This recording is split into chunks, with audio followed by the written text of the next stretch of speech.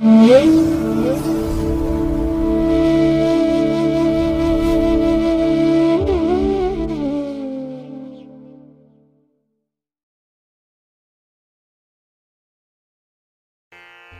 ಮಹಾಗಣಪತೇ ನಮಃ. ಶ್ರೀ ಗುರುಭ್ಯೋ ನಮಃ. ಹರಿ ಓಂ. ಶ್ರುತಿ ಸ್ಮೃತಿ ಪುರಾಣಾನಾಂ ಆಲಯಂ ಕರುಣಾಲಯಂ ನಮಾಮಿ ಭಗವತ್ಪಾದಶಂಕರಂ ಲೋಕಶಂಕರಂ. ಪ್ರೀತಿಯ ವೀಕ್ಷಕ ಬಂಧುಗಳೇ, ತಮಗೆಲ್ಲರಿಗೂ ಸಿರಿಗನ್ನಡ ಸುದ್ದಿವಾಹಿನಿಗೆ ಸ್ವಾಗತ. ದಯಾಮಯನಾದಂಥ ಭಗವಂತನ ಅನುಗ್ರಹ ತಮ್ಮೆಲ್ಲರಿಗೆ ಪ್ರಾಪ್ತಿಯಾಗಲಿ, ತಮ್ಮೆಲ್ಲರ ಜೀವನ ಆರೋಗ್ಯದಾಯಕವಾಗಿರಲಿ, ಸಂತೃಪ್ತಿದಾಯಕವಾಗಿರಲಿ ಎಂದು ಭಗವಂತನಲ್ಲಿ ಪ್ರಾರ್ಥನೆಯನ್ನು ಮಾಡ್ತಾ ಈ ದಿನದ ಪಂಚಾಂಗ ಫಲವನ್ನು ನೋಡೋಣ. ಹಾಗೆ ದ್ವಾದಶ ರಾಶಿಯವರ ಗೋಚಾರ ಫಲಾಫಲಗಳು ಹೇಗಿವೆ ಅನ್ನೋದನ್ನು ಕೂಡ ತಿಳಿಯೋಣ. ಇನ್ನು ಈ ದಿನದ ವಿಶೇಷ ಕಾರ್ಯಕ್ರಮವನ್ನು ನಾವು ಪ್ರತ್ಯೇಕವಾಗಿ ನೋಡೋಣ ಬನ್ನಿ. ಈ ದಿನ ಹುಟ್ಟುಹಬ್ಬವನ್ನು ಆಚರಿಸ್ಕೊಳ್ತಾ ಇರುವಂಥ ತಮಗೆಲ್ಲರಿಗೂ ಕೂಡ ಹುಟ್ಟುಹಬ್ಬದ ಶುಭಾಶಯಗಳು. ಹಾಗೆ ಈ ದಿನಾಂಕದಂದು ವಿವಾಹವಾಗಿರುವಂಥ ದಂಪತಿಗಳಿಗೂ ಕೂಡ ವಿವಾಹ ವಾರ್ಷಿಕೋತ್ಸವದ ಶುಭಾಶಯಗಳನ್ನು ಹೇಳ್ತಾ ಭಗವಂತ ತಮಗೆಲ್ಲರಿಗೂ ಕೂಡ ಸಕಲ ಸನ್ಮಂಗಳಗಳನ್ನು ಕರುಣಿಸಲಿ ಅಂತ ಹೇಳಿ ಸಿರಿಗನ್ನಡ ಸುದ್ದಿವಾಹಿನಿಯ ಪರವಾಗಿ ಪ್ರಾರ್ಥಿಸುತ್ತೇನೆ. ಪ್ರೀತಿಯ ಬಂಧುಗಳೇ, ಈ ದಿನ 2025 ಸೆಪ್ಟೆಂಬರ್ ತಿಂಗಳ 7ನೇ ತಾರೀಕು ಆದಿತ್ಯವಾಸರ ಅಂದರೆ ಭಾನುವಾರ. ಈ ಭಾನುವಾರದ ನಿತ್ಯ ಪಂಚಾಂಗ ಫಲ ಹೇಗಿದೆ ನೋಡೋಣ ಬನ್ನಿ. ಶ್ರೀ ವಿಶ್ವಾವಸು ನಾಮ ಸಂವತ್ಸರೆ ದಕ್ಷಿಣಾಯನೆ ವರ್ಷ ಋತು ಭಾದ್ರಪದ ಮಾಸ ಶುಕ್ಲ ಪಕ್ಷದ ಹುಣ್ಣಿಮೆಯ ತಿಥಿ ಈ ದಿನ ಇದೆ. ಈ ಹುಣ್ಣಿಮೆ ಈ ದಿನ ರಾತ್ರಿ 11:36 ಇರಲಿದೆ. ನಂತರ ಕೃಷ್ಣ ಪಕ್ಷದ ಪ್ರತಿಪದ್ ಆರಂಭ ಆಗುತ್ತೆ. ಈ ದಿನದ ನಕ್ಷತ್ರ ಶತಭಿಷ ನಕ್ಷತ್ರ. ಇದು ಈ ದಿನ ರಾತ್ರಿ 10:41 ಇರಲಿದೆ. ನಂತರ ಪೂರ್ವಭಾದ್ರ ನಕ್ಷತ್ರ ಆರಂಭ ಆಗುತ್ತೆ. ಈ ದಿನದ ಕರ್ಣ ಪೂರ್ವಕರ್ಣ ವಿಷ್ಟಿ ಅಥವಾ ಭದ್ರ. ಇದು ಈ ದಿನ ಮಧ್ಯಾಹ್ನ 12:45 ಇರಲಿದೆ. ನಂತರ ಉತ್ತರ ಕರ್ಣ ಭವ ಆರಂಭ ಆಗುತ್ತೆ. ಈ ದಿನದ ಯೋಗ ಸುಕರ್ಮ ಯೋಗ. ಇದು ಈ ದಿನ ಬೆಳಿಗ್ಗೆ 9:22 ಇರಲಿದೆ. ನಂತರ ಧೃತಿ ಯೋಗ ಆರಂಭ ಆಗುತ್ತೆ. ಈ ದಿನ ದಿಕ್ಶೂಲೆ ಇರುವಂಥದ್ದು ಪಶ್ಚಿಮ ದಿಕ್ಕಿಗೆ. ಇನ್ನು ಈ ದಿನ ಸೂರ್ಯ ಇರುವಂಥ ರಾಶಿ ಸಿಂಹ, ಚಂದ್ರ ಇರುವಂಥ ರಾಶಿ ಕುಂಭ. ಹಾಗೆ ಈ ದಿನ ರಾಹುಕಾಲ ಇರುವಂಥ ಸಮಯ ಈ ದಿನ ಅಪರಾಹ್ನ 4:57 ಸಂಜೆ 6:29 ಉಳಿಕ ಕಾಲ ಈ ದಿನ ಅಪರಾಹ್ನ 3:25 ಅಪರಾಹ್ನ 4:57 ಹಾಗೆ ಯಮಗಂಡ ಕಾಲ ಈ ದಿನ ಮಧ್ಯಾಹ್ನ 12:21 ಮಧ್ಯಾಹ್ನ 1:53 ಇರಲಿದೆ. ಇನ್ನು ಈ ದಿನ ದುಷ್ಟ ಮುಹೂರ್ತ ಇರುವಂಥ ಸಮಯ ಈ ದಿನ ಅಪರಾಹ್ನ 4:55 ಸಂಜೆ 5:46 ದುಷ್ಟ ಮುಹೂರ್ತದ ಸಮಯ. ಹಾಗಾಗಿ ಈ ಸಮಯದಲ್ಲಿ ಯಾವುದೇ ಪ್ರಯಾಣವನ್ನಾಗಲಿ ಯಾವುದೇ ಶುಭ ಕಾರ್ಯಗಳನ್ನಾಗಲಿ ಪ್ರಾರಂಭ ಮಾಡಬೇಡಿ. ಏಕೆಂದರೆ ನೀವು ಯಾವುದೇ ಕೆಲಸ ಕಾರ್ಯಗಳನ್ನು ಈ ದುಷ್ಟ ಮುಹೂರ್ತ ಇರುವಂತಹ ಸಮಯದಲ್ಲಿ ಆರಂಭ ಮಾಡಿದರೆ ಅದರಿಂದ ಬರುವಂತಹ ಫಲಿತಾಂಶಗಳು ಅಷ್ಟೊಂದು ಅನುಕೂಲಕರವಾಗಿ ಇರೋದಿಲ್ಲ. ಆದ್ದರಿಂದಲೇ ಈ ದುಷ್ಟ ಮುಹೂರ್ತವನ್ನು ಅವಾಯ್ಡ್ ಮಾಡುವಂಥದ್ದು ತುಂಬ ಉತ್ತಮ. ಇನ್ನು ಈ ದಿನ ಅಭಿಜಿತ್ ಮುಹೂರ್ತ ಇರುವಂತಹ ಸಮಯ ಈ ದಿನ ಬೆಳಿಗ್ಗೆ 11:54 ಮಧ್ಯಾಹ್ನ 12:44 ಅಭಿಜಿತ್ ಮುಹೂರ್ತ ಇರುವಂಥ ಸಮಯ. ಇನ್ನು ಈ ದಿನ ಅಮೃತ ಕಾಲ ಇರುವಂಥ ಸಮಯ ಈ ದಿನ ಮಧ್ಯಾಹ್ನ 2:50 ಅಪರಾಹ್ನ 4:21 ಅಮೃತ ಕಾಲದ ಸಮಯ. ಹಾಗೆ ಈ ದಿನ ಸೂರ್ಯೋದಯ ಆಗುವಂಥ ಸಮಯ ಈ ದಿನ ಪ್ರಾತಃ ಕಾಲ 6:08 ಸೂರ್ಯಾಸ್ತ ಸಂಜೆ 6:29.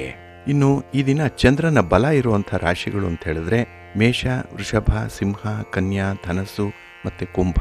ಈ 6 ರಾಶಿಯವರಿಗೆ ಗೋಚಾರದಲ್ಲಿ ಚಂದ್ರನಿಂದ ಶುಭ ಫಲಗಳ ಯೋಗ ಇರುತ್ತೆ. ಇನ್ನು ಉಳಿದ 6 ರಾಶಿಯವರಿಗೆ ಮಿಶ್ರ ಫಲದ ಯೋಗ ಇರುತ್ತೆ. ಅದನ್ನು ಮುಂದೆ ದ್ವಾದಶ ರಾಶಿಯವರ ಗೋಚಾರ ಫಲಗಳನ್ನು ನೋಡುವಂತಹ ಸಂದರ್ಭದಲ್ಲಿ ಮತ್ತಷ್ಟು ವಿಚಾರಗಳನ್ನು ತಿಳ್ಕೊಳ್ಳೋಣ. ಇನ್ನು ಈ ದಿನದ ಹೊರಾದ ಅಧಿಪತಿ ರವಿ. ರವಿ ರಾಜನೀತಿಗೆ, ಆಡಳಿತಕ್ಕೆ ಕಾರಕನಾಗಿರುವಂಥವನು. ಹಾಗಾಗಿ ರಾಜಕೀಯ ಕ್ಷೇತ್ರದಲ್ಲಿರುವಂಥವ್ರಿಗೆ, ರಾಜಕಾರಣಿಗಳಿಗೆ ಈ ದಿನ ಉತ್ತಮವಾದಂತಹ ದಿನ. ನಿಮ್ಮ ಯಾವುದೇ ಚಟುವಟಿಕೆಗಳಿಂದ ನಿಮಗೆ ಒಳ್ಳೆಯ ಹೆಸರು ಜೊತೆಗೆ ಲಾಭ ಕೂಡ ಇದೆ. ಹಾಗೆ ನಿಮ್ಮ ಪ್ರಯಾಣ ಕೂಡ ಈ ದಿನ ತುಂಬ ಲಾಭದಾಯಕವಾಗಿರುತ್ತೆ. ಹಾಗಾಗಿ ಈ ದಿನ ರಾಜಕಾರಣಿಗಳಿಗೆ ಬಹಳ ವಿಶೇಷವಾದಂತಹ ದಿನ. ಇನ್ನು ರವಿಯನ್ನು ಸರ್ಕಾರಕ್ಕೆ ಕಾರಕ ಅಂತ ಹೇಳಿ ಕರೆಯುವಂಥದ್ದಿದೆ. ಹಾಗಾಗಿ ಸರ್ಕಾರದ ಅಧಿಕಾರಿಗಳಿಗೆ ಈ ದಿನ ತುಂಬ ಅನುಕೂಲ ಇರುವಂಥದ್ದು. ಇನ್ನು ಪಿತೃಕಾರಕ ಪುತ್ರಕಾರಕ ರವಿ ಅಂತ ಹೇಳಿ ಕರೆಯುವಂಥದ್ದು. ಹಾಗಾಗಿ ಈ ದಿನ ಮನೆಯಲ್ಲಿರುವಂಥ ಸಂಬಂಧಗಳು ಕೂಡ ಬಹಳ ವಿಶೇಷ ರೀತಿಯಲ್ಲಿ ಇರುತ್ತೆ, ತಂದೆ ಮತ್ತು ಮಗನಿಗೆ. ಇನ್ನು ಈ ದಿನ ಧರ್ಮಕ್ಕೆ, ಕೀರ್ತಿಗೆ, ಆಕರ್ಷಣೆಗೆ ಜೊತೆಗೆ ಆರೋಗ್ಯಕ್ಕೆ ಕಾರಕನಾಗಿರುವಂಥವನು ರವಿ. ಹಾಗಾಗಿ ಈ ಕ್ಷೇತ್ರಗಳಲ್ಲಿ ಈ ದಿನ ಕೆಲವೊಂದು ಬದಲಾವಣೆಗಳು, ಕೆಲವೊಂದು ಮಾರ್ಪಾಟುಗಳು ಆಗುವಂಥ ಸಂದರ್ಭ ಕೂಡ ಇದೆ. ಹಾಗಾಗಿ ಈ ದಿನ ರವಿವಾರ ಬಹಳ ವಿಶೇಷವಾಗಿರುವಂಥದ್ದು, ಹುಣ್ಣಿಮೆ ಇರುವಂಥ ಅಂಥ ಸಂದರ್ಭದಲ್ಲಿ ನಿಮ್ಮ ಕೆಲಸ ಕಾರ್ಯಗಳನ್ನು ಆದಷ್ಟು ಗುರುಹೋರಾದಲ್ಲಿ ಆರಂಭ ಮಾಡಿ ಒಳ್ಳೆಯ ಫಲಿತಾಂಶವನ್ನು ಪಡ್ಕೊಳ್ಳಿಕ್ಕೆ ಸಾಧ್ಯವಾಗುತ್ತೆ. ಈ ಗುರುಹೋರ ಈ ದಿನ ಬೆಳಿಗ್ಗೆ 11 ಗಂಟೆ 15 ನಿಮಿಷದಿಂದ ಮಧ್ಯಾಹ್ನ 12 ಗಂಟೆ 17 ನಿಮಿಷದವರೆಗೆ, ಇನ್ನು ಸಂಜೆ 6 ಗಂಟೆ 36 ನಿಮಿಷದಿಂದ ರಾತ್ರಿ 7 ಗಂಟೆ 24 ನಿಮಿಷದವರೆಗೆ, ಹಾಗೆ ರಾತ್ರಿ 1 ಗಂಟೆ 15 ನಿಮಿಷದಿಂದ ರಾತ್ರಿ 2 ಗಂಟೆ 14 ನಿಮಿಷದವರೆಗೆ ಗುರುಹೋರ ಇರುವಂಥ ಸಮಯ. ಇದನ್ನು ನೀವು ಅನುಸರಣೆ ಮಾಡಿ ಒಳ್ಳೆಯದಾಗುತ್ತೆ. ಆದರೆ ಈ ದಿನ ಇರುವಂಥ ಶನಿ ಹೋರಾದಲ್ಲಿ ಯಾವುದೇ ಕೆಲಸಗಳನ್ನು ಆರಂಭ ಮಾಡಬೇಡಿ. ಅದರಲ್ಲೂ ರಾಜಕಾರಣಿಗಳು ವಿಶೇಷವಾಗಿ ನಿಮ್ಮ ಪ್ರಯಾಣವನ್ನಾಗಲಿ ನಿಮ್ಮ ಚಟುವಟಿಕೆಗಳನ್ನಾಗಲಿ ಶನಿ ಹೋರಾದಲ್ಲಿ ಆರಂಭ ಮಾಡಬೇಡಿ. ಏಕೆಂದರೆ ನಿಮಗೆ ಅಷ್ಟೊಂದು ಉತ್ತಮವಾದಂತಹ ಅನುಕೂಲಕರವಾದಂತಹ ಫಲಿತಾಂಶಗಳು ಇದರಿಂದ ಸಿಕ್ಕಲ್ಲ. ಇನ್ನು ಗಣ್ಯರನ್ನು ಭೇಟಿ ಮಾಡುವಂಥ ವಿಚಾರ, ರಾಜಕಾರಣಿಗಳನ್ನು ಭೇಟಿ ಮಾಡಬೇಕು, ಸರ್ಕಾರದ ಅಧಿಕಾರಿಗಳನ್ನು ಭೇಟಿ ಮಾಡಬೇಕು ಅನ್ನುವಂಥ ವಿಚಾರ ಏನಾದರೂ ಇದ್ದರೆ ಅದನ್ನು ಕೂಡ ಈ ದಿನ ಇರುವಂಥ ಶನಿ ಹೋರಾದಲ್ಲಿ ಮಾಡಬೇಡಿ. ಇನ್ನು ಕಬ್ಬಿಣ ಮತ್ತು ಕಲ್ಲಿನ ವ್ಯಾಪಾರಿಗಳಿದ್ದರೆ ನೀವು ಕೂಡ ನಿಮ್ಮ ವ್ಯಾಪಾರಿ ಚಟುವಟಿಕೆಗಳನ್ನು ಈ ಶನಿ ಹೋರಾದಲ್ಲಿ ತಟಸ್ಥಗೊಳಿಸುವಂಥದ್ದು ಉತ್ತಮ. ಹಾಗಾಗಿ ಶನಿ ಹೋರಾದಲ್ಲಿ ನಿಮ್ಮ ಕೆಲಸ ಕಾರ್ಯಗಳು ಆರಂಭ ಆಗಿಬಿಟ್ರೆ ಅದು ಕೆಲವು ಅಡಚಣೆಗಳಿಂದ ಕೂಡಿರುತ್ತೆ, ಫಲಿತಾಂಶ ಕೂಡ ಬೇಗ ಬರಲ್ಲ. ಹಾಗಾಗಿ ಆ ಕೆಲಸದ ಬಗ್ಗೆನೇ ನಿಮಗೆ ನಿರಾಸಕ್ತಿ ಮೂಡುವಂಥ ಸಾಧ್ಯತೆಗಳು ಜಾಸ್ತಿ ಇರುತ್ತೆ. ಹಾಗಾಗಿ ಈ ದಿನ ಶನಿ ಹೋರವನ್ನು ಸ್ವಲ್ಪ ಅವಾಯ್ಡ್ ಮಾಡಬೇಕಾಗತ್ತೆ. ಇದು ಈ ದಿನ ಬೆಳಿಗ್ಗೆ 10 ಗಂಟೆ 14 ನಿಮಿಷದಿಂದ ಬೆಳಿಗ್ಗೆ 11 ಗಂಟೆ 15 ನಿಮಿಷದವರೆಗೆ, ಇನ್ನು ಸಂಜೆ 5 ಗಂಟೆ 24 ನಿಮಿಷದಿಂದ ಸಂಜೆ 6 ಗಂಟೆ 24 ನಿಮಿಷದವರೆಗೆ, ಹಾಗೆ ರಾತ್ರಿ 12 ಗಂಟೆ 17 ನಿಮಿಷದಿಂದ ರಾತ್ರಿ 1 ಗಂಟೆ 15 ನಿಮಿಷದವರೆಗೆ ಶನಿ ಹೋರ ಇರುವಂಥ ಸಮಯ. ಇದನ್ನು ಸ್ವಲ್ಪ ಅವಾಯ್ಡ್ ಮಾಡ್ಕೊಳ್ಳಿ, ಒಳ್ಳೆಯದಾಗತ್ತೆ. ಹಾಗಾಗಿ ಬಂಧುಗಳೇ, ನಿಮ್ಮ ಕೆಲಸ ಕಾರ್ಯಗಳನ್ನು ಯಾವಾಗಲೂ ಕೂಡ ಒಳ್ಳೆಯ ಸಮಯವನ್ನು ನೋಡಿ ಆರಂಭ ಮಾಡಿ. ಅದಕ್ಕಾಗಿಯೇ ಪ್ರತಿದಿನ ಕೆಲವು ಒಳ್ಳೆಯ ಮುಹೂರ್ತಗಳಿರುತ್ತೆ, ಒಳ್ಳೆಯ ಹೊರಗಳು ಇರುತ್ತೆ. ಯಾವ ಹೊರದಲ್ಲಿ ಯಾವ ಕೆಲಸವನ್ನು ಮಾಡಿದ್ರೆ ನಿಮಗೆ ಪೂರ್ಣವಾದ ಫಲಿತಾಂಶ ಸಿಕ್ಕತ್ತೆ ಅನ್ನುವಂಥ ವಿಚಾರವನ್ನು ನೀವು ತಿಳ್ಕೊಳ್ಬೇಕು. ಅದಕ್ಕಾಗಿಯೇ ನೀವು ಪ್ರತಿನಿತ್ಯ ಪಂಚಾಂಗವನ್ನು ಓದಬೇಕು, ನೋಡಬೇಕು, ಕೇಳಿಸ್ಕೊಳ್ಬೇಕು. ಹಾಗಾಗಿ ಸಿರಿಗನ್ನಡ ಸುದ್ದಿವಾಹಿನಿ ನಿತ್ಯ ಪ್ರಸಾರ ಮಾಡುವಂಥ ಈ ಪಂಚಾಂಗದ ವಿವರಗಳನ್ನು ಕೇಳಿಸ್ಕೊಳ್ಳಿ. ಇದರಲ್ಲಿ ನಿಮಗೆ ಬೇಕಾದಂತಹ ಎಲ್ಲ ಮಾಹಿತಿಗಳು ಕೂಡ ಸಿಕ್ಕತ್ತೆ.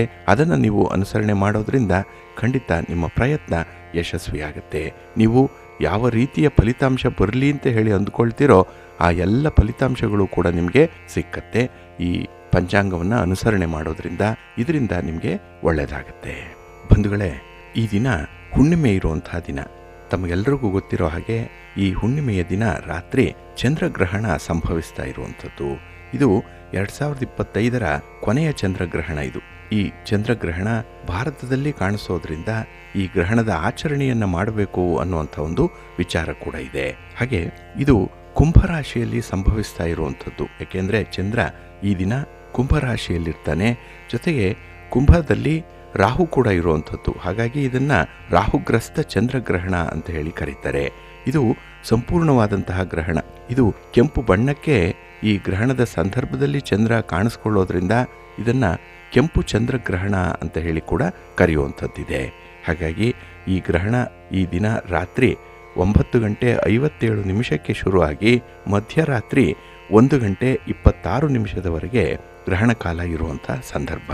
ಹಾಗಾಗಿ ಈ ಗ್ರಹಣದ ಪೂರ್ಣ ಪ್ರಭಾವದ ಒಂದು ಆರಂಭ ಆಗುವಂಥದ್ದು ಮಧ್ಯರಾತ್ರಿ 12 ಗಂಟೆ 28 ನಿಮಿಷದಿಂದ ರಾತ್ರಿ 1 ಗಂಟೆ 56 ನಿಮಿಷದವರೆಗೆ ಇರುವಂಥದ್ದಿದೆ. ಪ್ರೀತಿಯ ಬಂಧುಗಳೇ, ಈ ಗ್ರಹಣದ ಬಗ್ಗೆ ಬಹಳ ವಿಶೇಷವಾದಂತಹ ನಂಬಿಕೆಗಳು ನಮ್ಮಲ್ಲಿದೆ. ಹಾಗಾಗಿನೇ ಈ ಗ್ರಹಣ ನಡೀತಾ ಇದೆ ಅಂತ ಹೇಳಿದರೆ ಕೆಲವೊಂದು ನೀತಿ ನಿಯಮಗಳನ್ನು ಪರಿಪಾಲನೆ ಮಾಡಬೇಕು.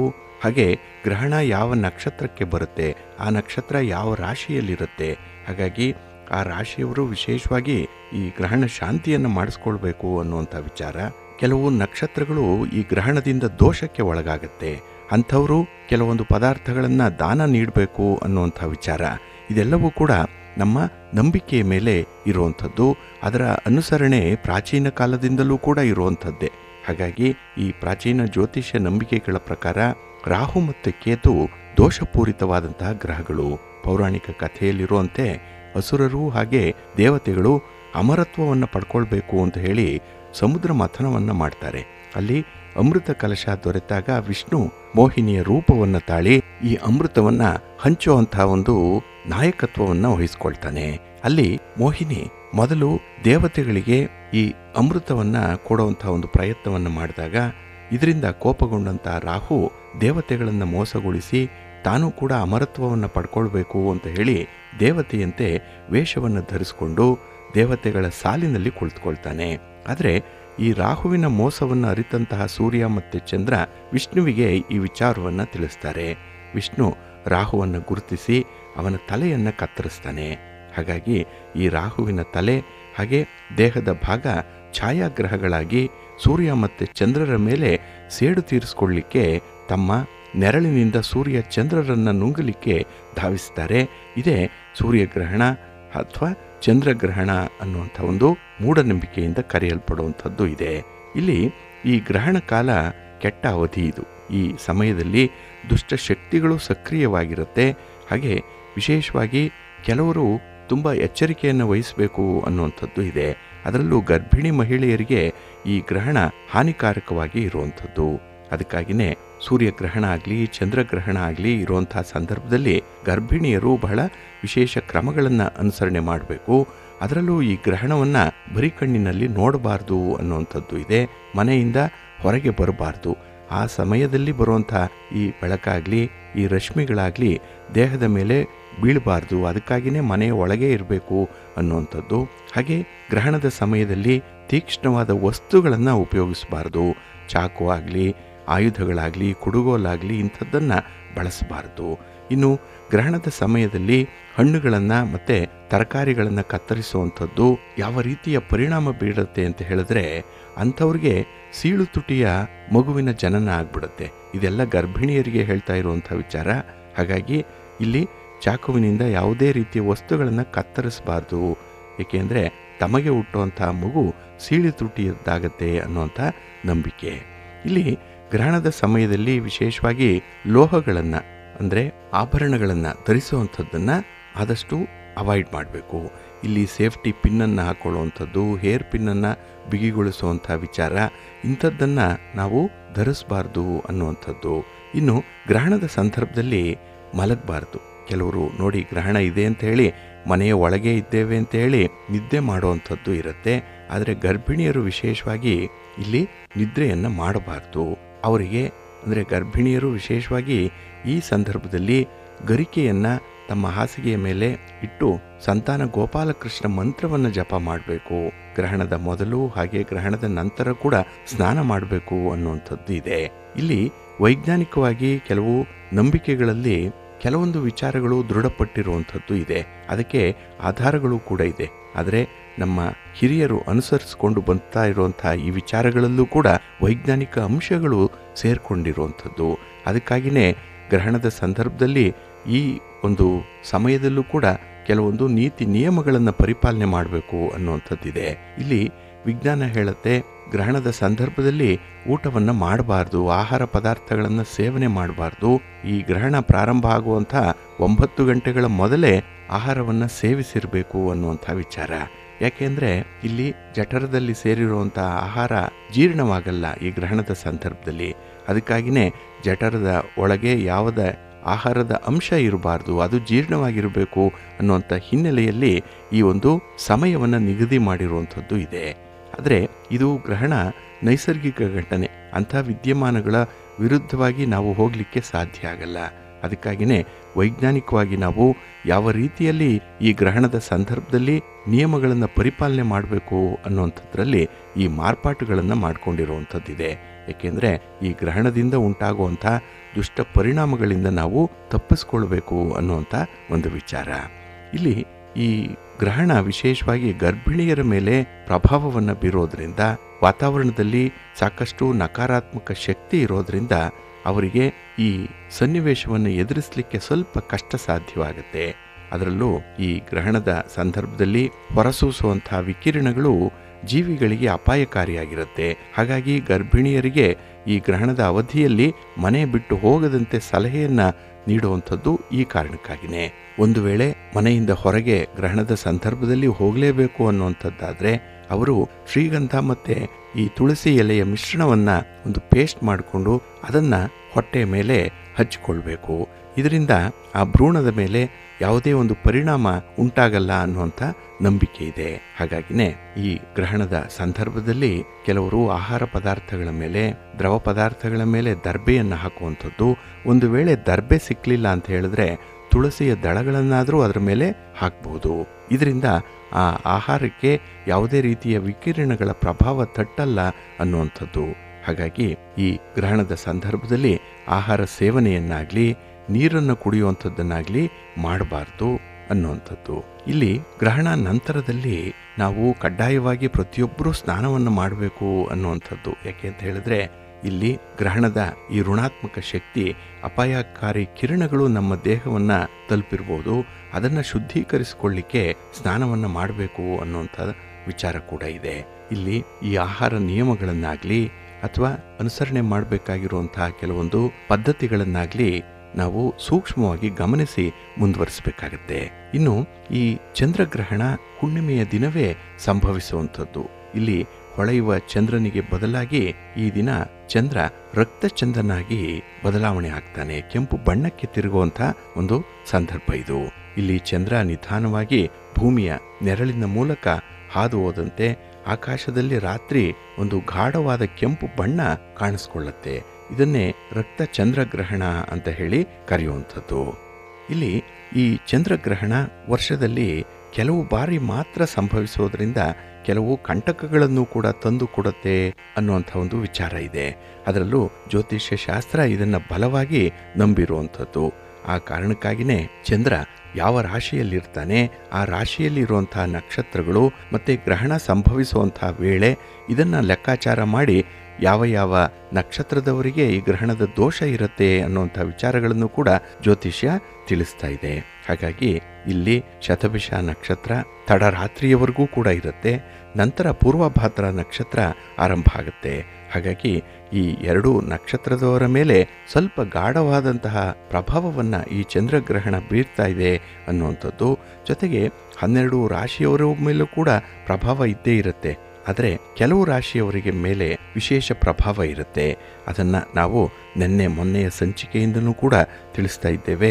ಯಾವ ನಕ್ಷತ್ರದವರಿಗೆ ಈ ಗ್ರಹಣದ ಪ್ರಭಾವ ತೀವ್ರವಾಗಿರುತ್ತೆ, ಇನ್ನು ಕೆಲವರಿಗೆ ಸ್ವಲ್ಪ ಮಟ್ಟಿನ ಪ್ರಭಾವ ಇರುವಂಥದ್ದು. ಹಾಗಾಗಿ ಗ್ರಹಣದ ದೋಷ ಇರುವಂಥವರು ವಿಶೇಷವಾಗಿ ಕೆಲವೊಂದು ಪರಿಹಾರಗಳನ್ನು ಮಾಡಿಕೊಳ್ಬೇಕು ಅನ್ನುವಂಥದ್ದು. ಹಾಗಾಗಿ ಮಾನಸಿಕ ಒತ್ತಡಗಳ ಜೊತೆಗೆ ಕೆಲವೊಂದು ನಷ್ಟಗಳು ಕೂಡ ಸಂಭವಿಸುವಂಥದ್ದು ಇದೆ. ಈ ಒಂದು ಹಿನ್ನೆಲೆಯಲ್ಲಿ ನಿಮ್ಮ ಸಂಬಂಧಗಳನ್ನು ನೀವು ಕಾಯ್ದುಕೊಳ್ಬೇಕು. ಆ ರಿಲೇಶನ್ಶಿಪ್ ಅನ್ನ ಇಂಟ್ಯಾಕ್ಟ್ ಆಗಿ ಇಟ್ಕೊಳ್ಬೇಕು. ವಿಶೇಷವಾಗಿ ನಿಮ್ಮ ಮಾತನ್ನ ನಿಯಂತ್ರಣ ಮಾಡ್ಕೊಳ್ಬೇಕಾಗತ್ತೆ. ಇನ್ನು ಹಣಕಾಸಿನ ವಿಚಾರದಲ್ಲೂ ಕೂಡ ಭಾರಿ ನಷ್ಟ ಆಗುವಂಥದ್ದು ಇರುತ್ತೆ. ಹಾಗೆ ಈ ಕಿರಿಕಿರಿಗಳು, ಒತ್ತಡಗಳು ಸಾಮಾನ್ಯವಾಗಿ ಬರುತ್ತೆ. ಏಕೆಂದ್ರೆ ಚಂದ್ರ ಮನಃಕಾರಕ. ಹಾಗಾಗಿ ಮನಸ್ಸಿನ ಉದ್ವೇಗವನ್ನ ಕಡಿಮೆ ಮಾಡಿಕೊಳ್ಳಿಕ್ಕೆ ನೀವು ಶಾಂತಿಯನ್ನ ಅನುಸರಣೆ ಮಾಡಬೇಕು. ನಮ್ಮಲ್ಲಿ ಶಾಂತಿ ಹೇಗೆ ಬರುತ್ತೆ? ನಾವು ಜಪ ಮಾಡೋದ್ರಿಂದ, ದೇವರ ಸ್ತೋತ್ರಗಳನ್ನ, ಮಂತ್ರಗಳನ್ನ ಹೇಳ್ಕೊಳ್ಳೋದ್ರಿಂದ ನಮಗೆ ಆ ಒಂದು ಶಾಂತಿ ಸಿದ್ಧಿಸತ್ತೆ. ಅದಕ್ಕಾಗಿಯೇ ಗ್ರಹಣದ ಸಂದರ್ಭದಲ್ಲಿ ದೇವರಿಗೆ ದೀಪವನ್ನು ಹಚ್ಚಿಟ್ಟು ಅಥವಾ ದೇವರ ಮನೆಯ ಹೊರಗೆ ದೀಪವನ್ನು ಇಟ್ಟು ಅಲ್ಲಿ ನಾವು ಈ ಜಪ ತಪಾದಿಗಳನ್ನು ಮಾಡಬೇಕು ಅನ್ನುವಂಥದ್ದು. ಹಾಗಾಗಿನೇ ನಮ್ಮ ಜೀವನದಲ್ಲಿ ಕಾಣುವಂತಹ ಈ ಕಷ್ಟಕರವಾದಂತಹ ಸನ್ನಿವೇಶಗಳಿಂದ ನಮ್ಮನ್ನು ನಾವು ಪಾರು ಮಾಡಿಕೊಳ್ಳಿಕ್ಕೆ ಸಾಧ್ಯವಾಗುತ್ತೆ. ಹಾಗೆ ಚಂದ್ರನಿಗೆ ಇಷ್ಟವಾಗಿರುವಂತಹ ಕೆಲವೊಂದು ವಸ್ತುಗಳು, ಉದಾಹರಣೆಗೆ ಅಕ್ಕಿ ಇರ್ಬೋದು, ಬೆಳ್ಳಿ, ಬಿಳಿಯ ಬಣ್ಣದ ವಸ್ತುಗಳು, ಶಂಖ, ಗೋಮತಿ ಚಕ್ರ, ಇಂಥದ್ದನ್ನು ವಿಶೇಷವಾಗಿ ದಾನ ಮಾಡಬೇಕು ಅನ್ನುವಂಥದ್ದಿದೆ. ಅದರಲ್ಲೂ ಅವರವರ ಸಾಮರ್ಥ್ಯಕ್ಕೆ ಅನುಗುಣವಾಗಿ ಈ ದಾನ ಇರಬೇಕು ಅನ್ನುವಂಥದ್ದು. ಜೊತೆಗೆ ಗ್ರಹಣ ಶಾಂತಿಯಲ್ಲಿ ಪಾಲ್ಗೊಳ್ಬೇಕು ಅನ್ನುವಂಥ ಒಂದು ವಿಚಾರ ಕೂಡ ಇದೆ. ಹಾಗಾಗಿ ಶಾಂತಿ ಪೂಜೆಯನ್ನು ಮಾಡಿಸ್ಕೊಳ್ಳುವಂಥದ್ದು, ದಾನವನ್ನು ಮಾಡುವಂಥದ್ದು, ಇದರಿಂದ ಈ ಗ್ರಹಣ ದೋಷ ಕಡಿಮೆ ಮಾಡಿಕೊಳ್ಳಿಕ್ಕೆ ಸಾಧ್ಯವಾಗುತ್ತೆ. ಹಾಗಾಗಿ ನಾವು ಈ ದಿನದ ಗೋಚಾರ ಫಲಗಳನ್ನು ನೋಡುವಂತಹ ಸಂದರ್ಭದಲ್ಲಿ ಯಾವ ಯಾವ ರಾಶಿಯವರಿಗೆ ಯಾವ ಪರಿಣಾಮಗಳು ಉಂಟಾಗುತ್ತೆ ಅನ್ನುವಂಥ ವಿಚಾರಗಳನ್ನು ತಿಳ್ಕೊಳ್ಳೋಣ. ಪ್ರೀತಿಯ ಬಂಧುಗಳೇ, ಇನ್ನು ಮುಂದೆ ದ್ವಾದಶ ರಾಶಿಯವರ ಗೋಚಾರ ಫಲಗಳು ಹೇಗಿವೆ, ಅದರಲ್ಲೂ ಈ ದಿನ ಸಂಭವಿಸುವಂಥ ಚಂದ್ರಗ್ರಹಣದ ಪ್ರಭಾವ 12 ರಾಶಿಯವರ ಮೇಲೆ ಹೇಗಿರುತ್ತೆ ಅನ್ನುವಂಥ ವಿಚಾರಗಳನ್ನು ತಿಳ್ಕೊಳ್ಳೋಣ. ಮೊದಲನೇದಾಗಿ ಮೇಷರಾಶಿ. ಮೇಷರಾಶಿಯವರಿಗೆ ಈ ದಿನ 11ನೇ ಮನೆಯಲ್ಲಿ ಚಂದ್ರಗ್ರಹಣ ಸಂಭವಿಸ್ತಾ ಇದೆ. ಇದು ಕುಂಭರಾಶಿಯಲ್ಲಿ ಸಂಭವಿಸ್ತಾ ಇರುವಂಥ ಗ್ರಹಣ. ಹಾಗಾಗಿ ಈ ಸಂದರ್ಭದಲ್ಲಿ ನಿಮಗೆ ಹೆಚ್ಚಿನ ಅನುಕೂಲತೆಗಳು ಉಂಟಾಗುವಂಥದ್ದು. ಯಾಕೆಂದರೆ 11ನೇ ಮನೆ ಲಾಭಸ್ಥಾನ. ಹಾಗಾಗಿ ಹಣಕಾಸಿನ ಲಾಭಗಳು ದೊರೆಯುವಂಥ ಸಂಭವ ಕೂಡ ಇದೆ. ಜೊತೆಗೆ ನೀವು ಮಾಡುವಂಥ ಪ್ರತಿ ಕೆಲಸದಲ್ಲಿ, ಪ್ರತಿ ಚಟುವಟಿಕೆಯಲ್ಲಿ ಪ್ರಗತಿ ಕೂಡ ನಿಮಗೆ ಲಭ್ಯವಾಗುತ್ತೆ. ಅದರಲ್ಲೂ ಈ ವ್ಯಾಪಾರ ವ್ಯವಹಾರಗಳನ್ನು ಮಾಡುವಂಥವ್ರಿಗೆ ಈ ಅವಧಿಯಲ್ಲಿ ಉತ್ತಮ ಅವಕಾಶಗಳು ಸಿಕ್ಕತ್ತೆ. ನಿಮಗೆ ಬೆಳವಣಿಗೆಗೆ, ವ್ಯಾಪಾರದ ವಿಸ್ತರಣೆಗೆ ಅವಕಾಶಗಳು ಬರುತ್ತೆ. ಅದನ್ನು ನೀವು ಸದುಪಯೋಗ ಪಡಿಸ್ಕೊಳ್ಬೋದು. ಇನ್ನು ವಿಶೇಷವಾಗಿ ಈ ದಿನ ನಿಮ್ಮ ಆದಾಯವನ್ನು ಹೆಚ್ಚಿಸ್ಕೊಳ್ಳಿಕ್ಕೆ, ನಿಮ್ಮ ವ್ಯಾಪಾರವನ್ನು ಉತ್ತಮಪಡಿಸ್ಕೊಳ್ಳಿಕ್ಕೆ ಕೆಲವರ ಮಾರ್ಗದರ್ಶನ, ಕೆಲವು ಅನುಭವಸ್ಥರ ಮಾತುಗಳನ್ನು ಕೇಳಿಸ್ಕೊಳ್ಳುವಂಥದ್ದು ತುಂಬ ಉತ್ತಮ. ಹಾಗಾಗಿ ಈ ದಿನ ನಿಮ್ಮ ಶಾಂತಿಯನ್ನು ಅನುಸರಣೆ ಮಾಡೋದ್ರಿಂದ, ಅಂದರೆ ಮನಸ್ಸಿನ ಸಮಾಧಾನ ಬಹಳ ಮುಖ್ಯ. ಹಿರಿಯರು ಹೇಳುವಂಥ ಒಂದು ಸಲಹೆಯನ್ನು ಪರಿಪೂರ್ಣ ಮಾಡುವಂಥದ್ದು ಕೂಡ ಬಹಳ ವಿಶೇಷವಾಗಿ ನೀವು ಅನುಸರಣೆ ಮಾಡಬೇಕು. ಹಾಗೆ ಈ ದಿನ ಮನೆಯ ಯಾವುದಾದರೂ ಸದಸ್ಯರು ಆರೋಗ್ಯ ಸಮಸ್ಯೆಯಿಂದ ಬಳಲ್ತಾ ಇದ್ದರೆ ಈ ಅವಧಿಯಲ್ಲಿ ಆ ಆರೋಗ್ಯದ ಕಡೆ ಸ್ವಲ್ಪ ಗಮನವನ್ನು ಕೊಡಬೇಕಾಗತ್ತೆ. ಬಹಳ ಮುಖ್ಯವಾಗಿ ನೀವು ಶಾಂತಿ ಸಮಾಧಾನ ಹೊಂದುವಂಥದ್ದು, ಯಾವುದೇ ಒತ್ತಡದ ಕೆಲಸಗಳನ್ನು ಮಾಡಲಿಕ್ಕೆ ಹೋಗಬೇಡಿ. ನಿಮ್ಮ ಕೆಲಸ ಕಾರ್ಯಗಳು ನಿಮಗೆ ಸ್ಪಷ್ಟವಾಗಿ ಗೊತ್ತಿದ್ದರೆ, ಆ ಕೆಲಸ ನಿಮ್ಮಿಂದ ಸಾಧ್ಯ ಆಗತ್ತೆ ಅನ್ನುವಂಥದ್ದಾದರೆ ಅದನ್ನು ಮಾತ್ರ ಮುಂದುವರಿಸಿ. ಯಾವುದೇ ಒತ್ತಡಕ್ಕೆ, ದಾಕ್ಷಿಣ್ಯಕ್ಕೆ ಒಳಗಾಗಿ ಕೆಲಸಗಳನ್ನು ಕೈಗೊಳ್ಳಬೇಡಿ. ಹಾಗೆ ಈ ದಿನ ಗ್ರಹಣದ ಸಂದರ್ಭದಲ್ಲಿ ಪಾಲನೆ ಮಾಡಬೇಕಾಗಿರುವಂಥ ನಿಯಮಗಳನ್ನು ಮುಂದುವರಿಸಿ ನಿಮ್ಮ ಮನೆ ದೇವರನ್ನು ಪ್ರಾರ್ಥನೆ ಮಾಡ್ಕೊಳ್ತಾ ಇರಿ. ಹಾಗೆ ಮಹಾವಿಷ್ಣುವನ್ನು, ಮಹಾಲಕ್ಷ್ಮಿಯನ್ನು ಈ ದಿನ ಧ್ಯಾನ ಮಾಡಿ ಒಳ್ಳೆಯದಾಗುತ್ತೆ. ನಿಮ್ಮ ಅದೃಷ್ಟದ ಬಣ್ಣ ಕೆಂಪು, ಅದೃಷ್ಟದ ದಿಕ್ಕು ಪೂರ್ವ ದಿಕ್ಕು, ಅದೃಷ್ಟ ಸಂಖ್ಯೆ 1. ವೃಷಭರಾಶಿ. ವೃಷಭರಾಶಿಯವರಿಗೂ ಕೂಡ ಈ ದಿನದ ಚಂದ್ರಗ್ರಹಣ ಶುಭ ಫಲವನ್ನು ನೀಡ್ತಾ ಇದೆ. ಏಕೆಂದರೆ ಈ ಗ್ರಹಣ ನಿಮ್ಮ 10ನೇ ಮನೆಯಲ್ಲಿ ಸಂಭವಿಸ್ತಾ ಇದೆ. ಇದು ಉದ್ಯೋಗ ಸ್ಥಾನ, ಇದು ಕರ್ಮಸ್ಥಾನ, ನೀವು ಮಾಡುವಂಥ ಕೆಲಸವನ್ನು ಸೂಚಿಸುವಂಥ ಸ್ಥಾನ. ಹಾಗಾಗಿ ಇಲ್ಲಿ ವಿಶೇಷವಾಗಿ ರಾಹುವಿನ ಸ್ಥಾನವನ್ನು ಕೂಡ ನೀವು ಗಮನಿಸೋದಾದರೆ ನಿಮ್ಮ ಕೆಲಸದ ಸ್ಥಳದಲ್ಲಿ ನಿಮ್ಮ ಪ್ರಭಾವ ಹೆಚ್ಚಾಗುತ್ತೆ, ನಿಮ್ಮ ವರ್ಚಸ್ಸು ಜಾಸ್ತಿ ಆಗುತ್ತೆ. ಹಾಗಾಗಿ ಈ ಕೆಲಸದ ಇನ್ವಾಲ್ವ್ಮೆಂಟಿಂದ ಆ ಕೆಲಸದ ಬಗ್ಗೆ ಒಂದು ನಿಯಂತ್ರಣ ಇರುತ್ತೆ. ಹಾಗಾಗಿನೇ ಬೇರೆಯವರಿಗೆ ಆ ಕೆಲಸವನ್ನು ನೀವು ನಿರ್ದೇಶನ ಮಾಡುವಂಥದ್ದು, ಹಾಗೆ ಕೆಲಸವನ್ನು ಅಥವಾ ಜವಾಬ್ದಾರಿಯನ್ನು ವಹಿಸ್ಕೊಳ್ಳುವಾಗ ನೀವೇ ಮುಂಚೂಣಿಯಲ್ಲಿ ಇರುವಂಥದ್ದು. ಅಂದರೆ ಈ ಸೆನ್ಸ್ ಆಫ್ ರೆಸ್ಪಾನ್ಸಿಬಿಲಿಟಿ ಈ ದಿನ ಬಹಳ ಚೆನ್ನಾಗಿರುತ್ತೆ.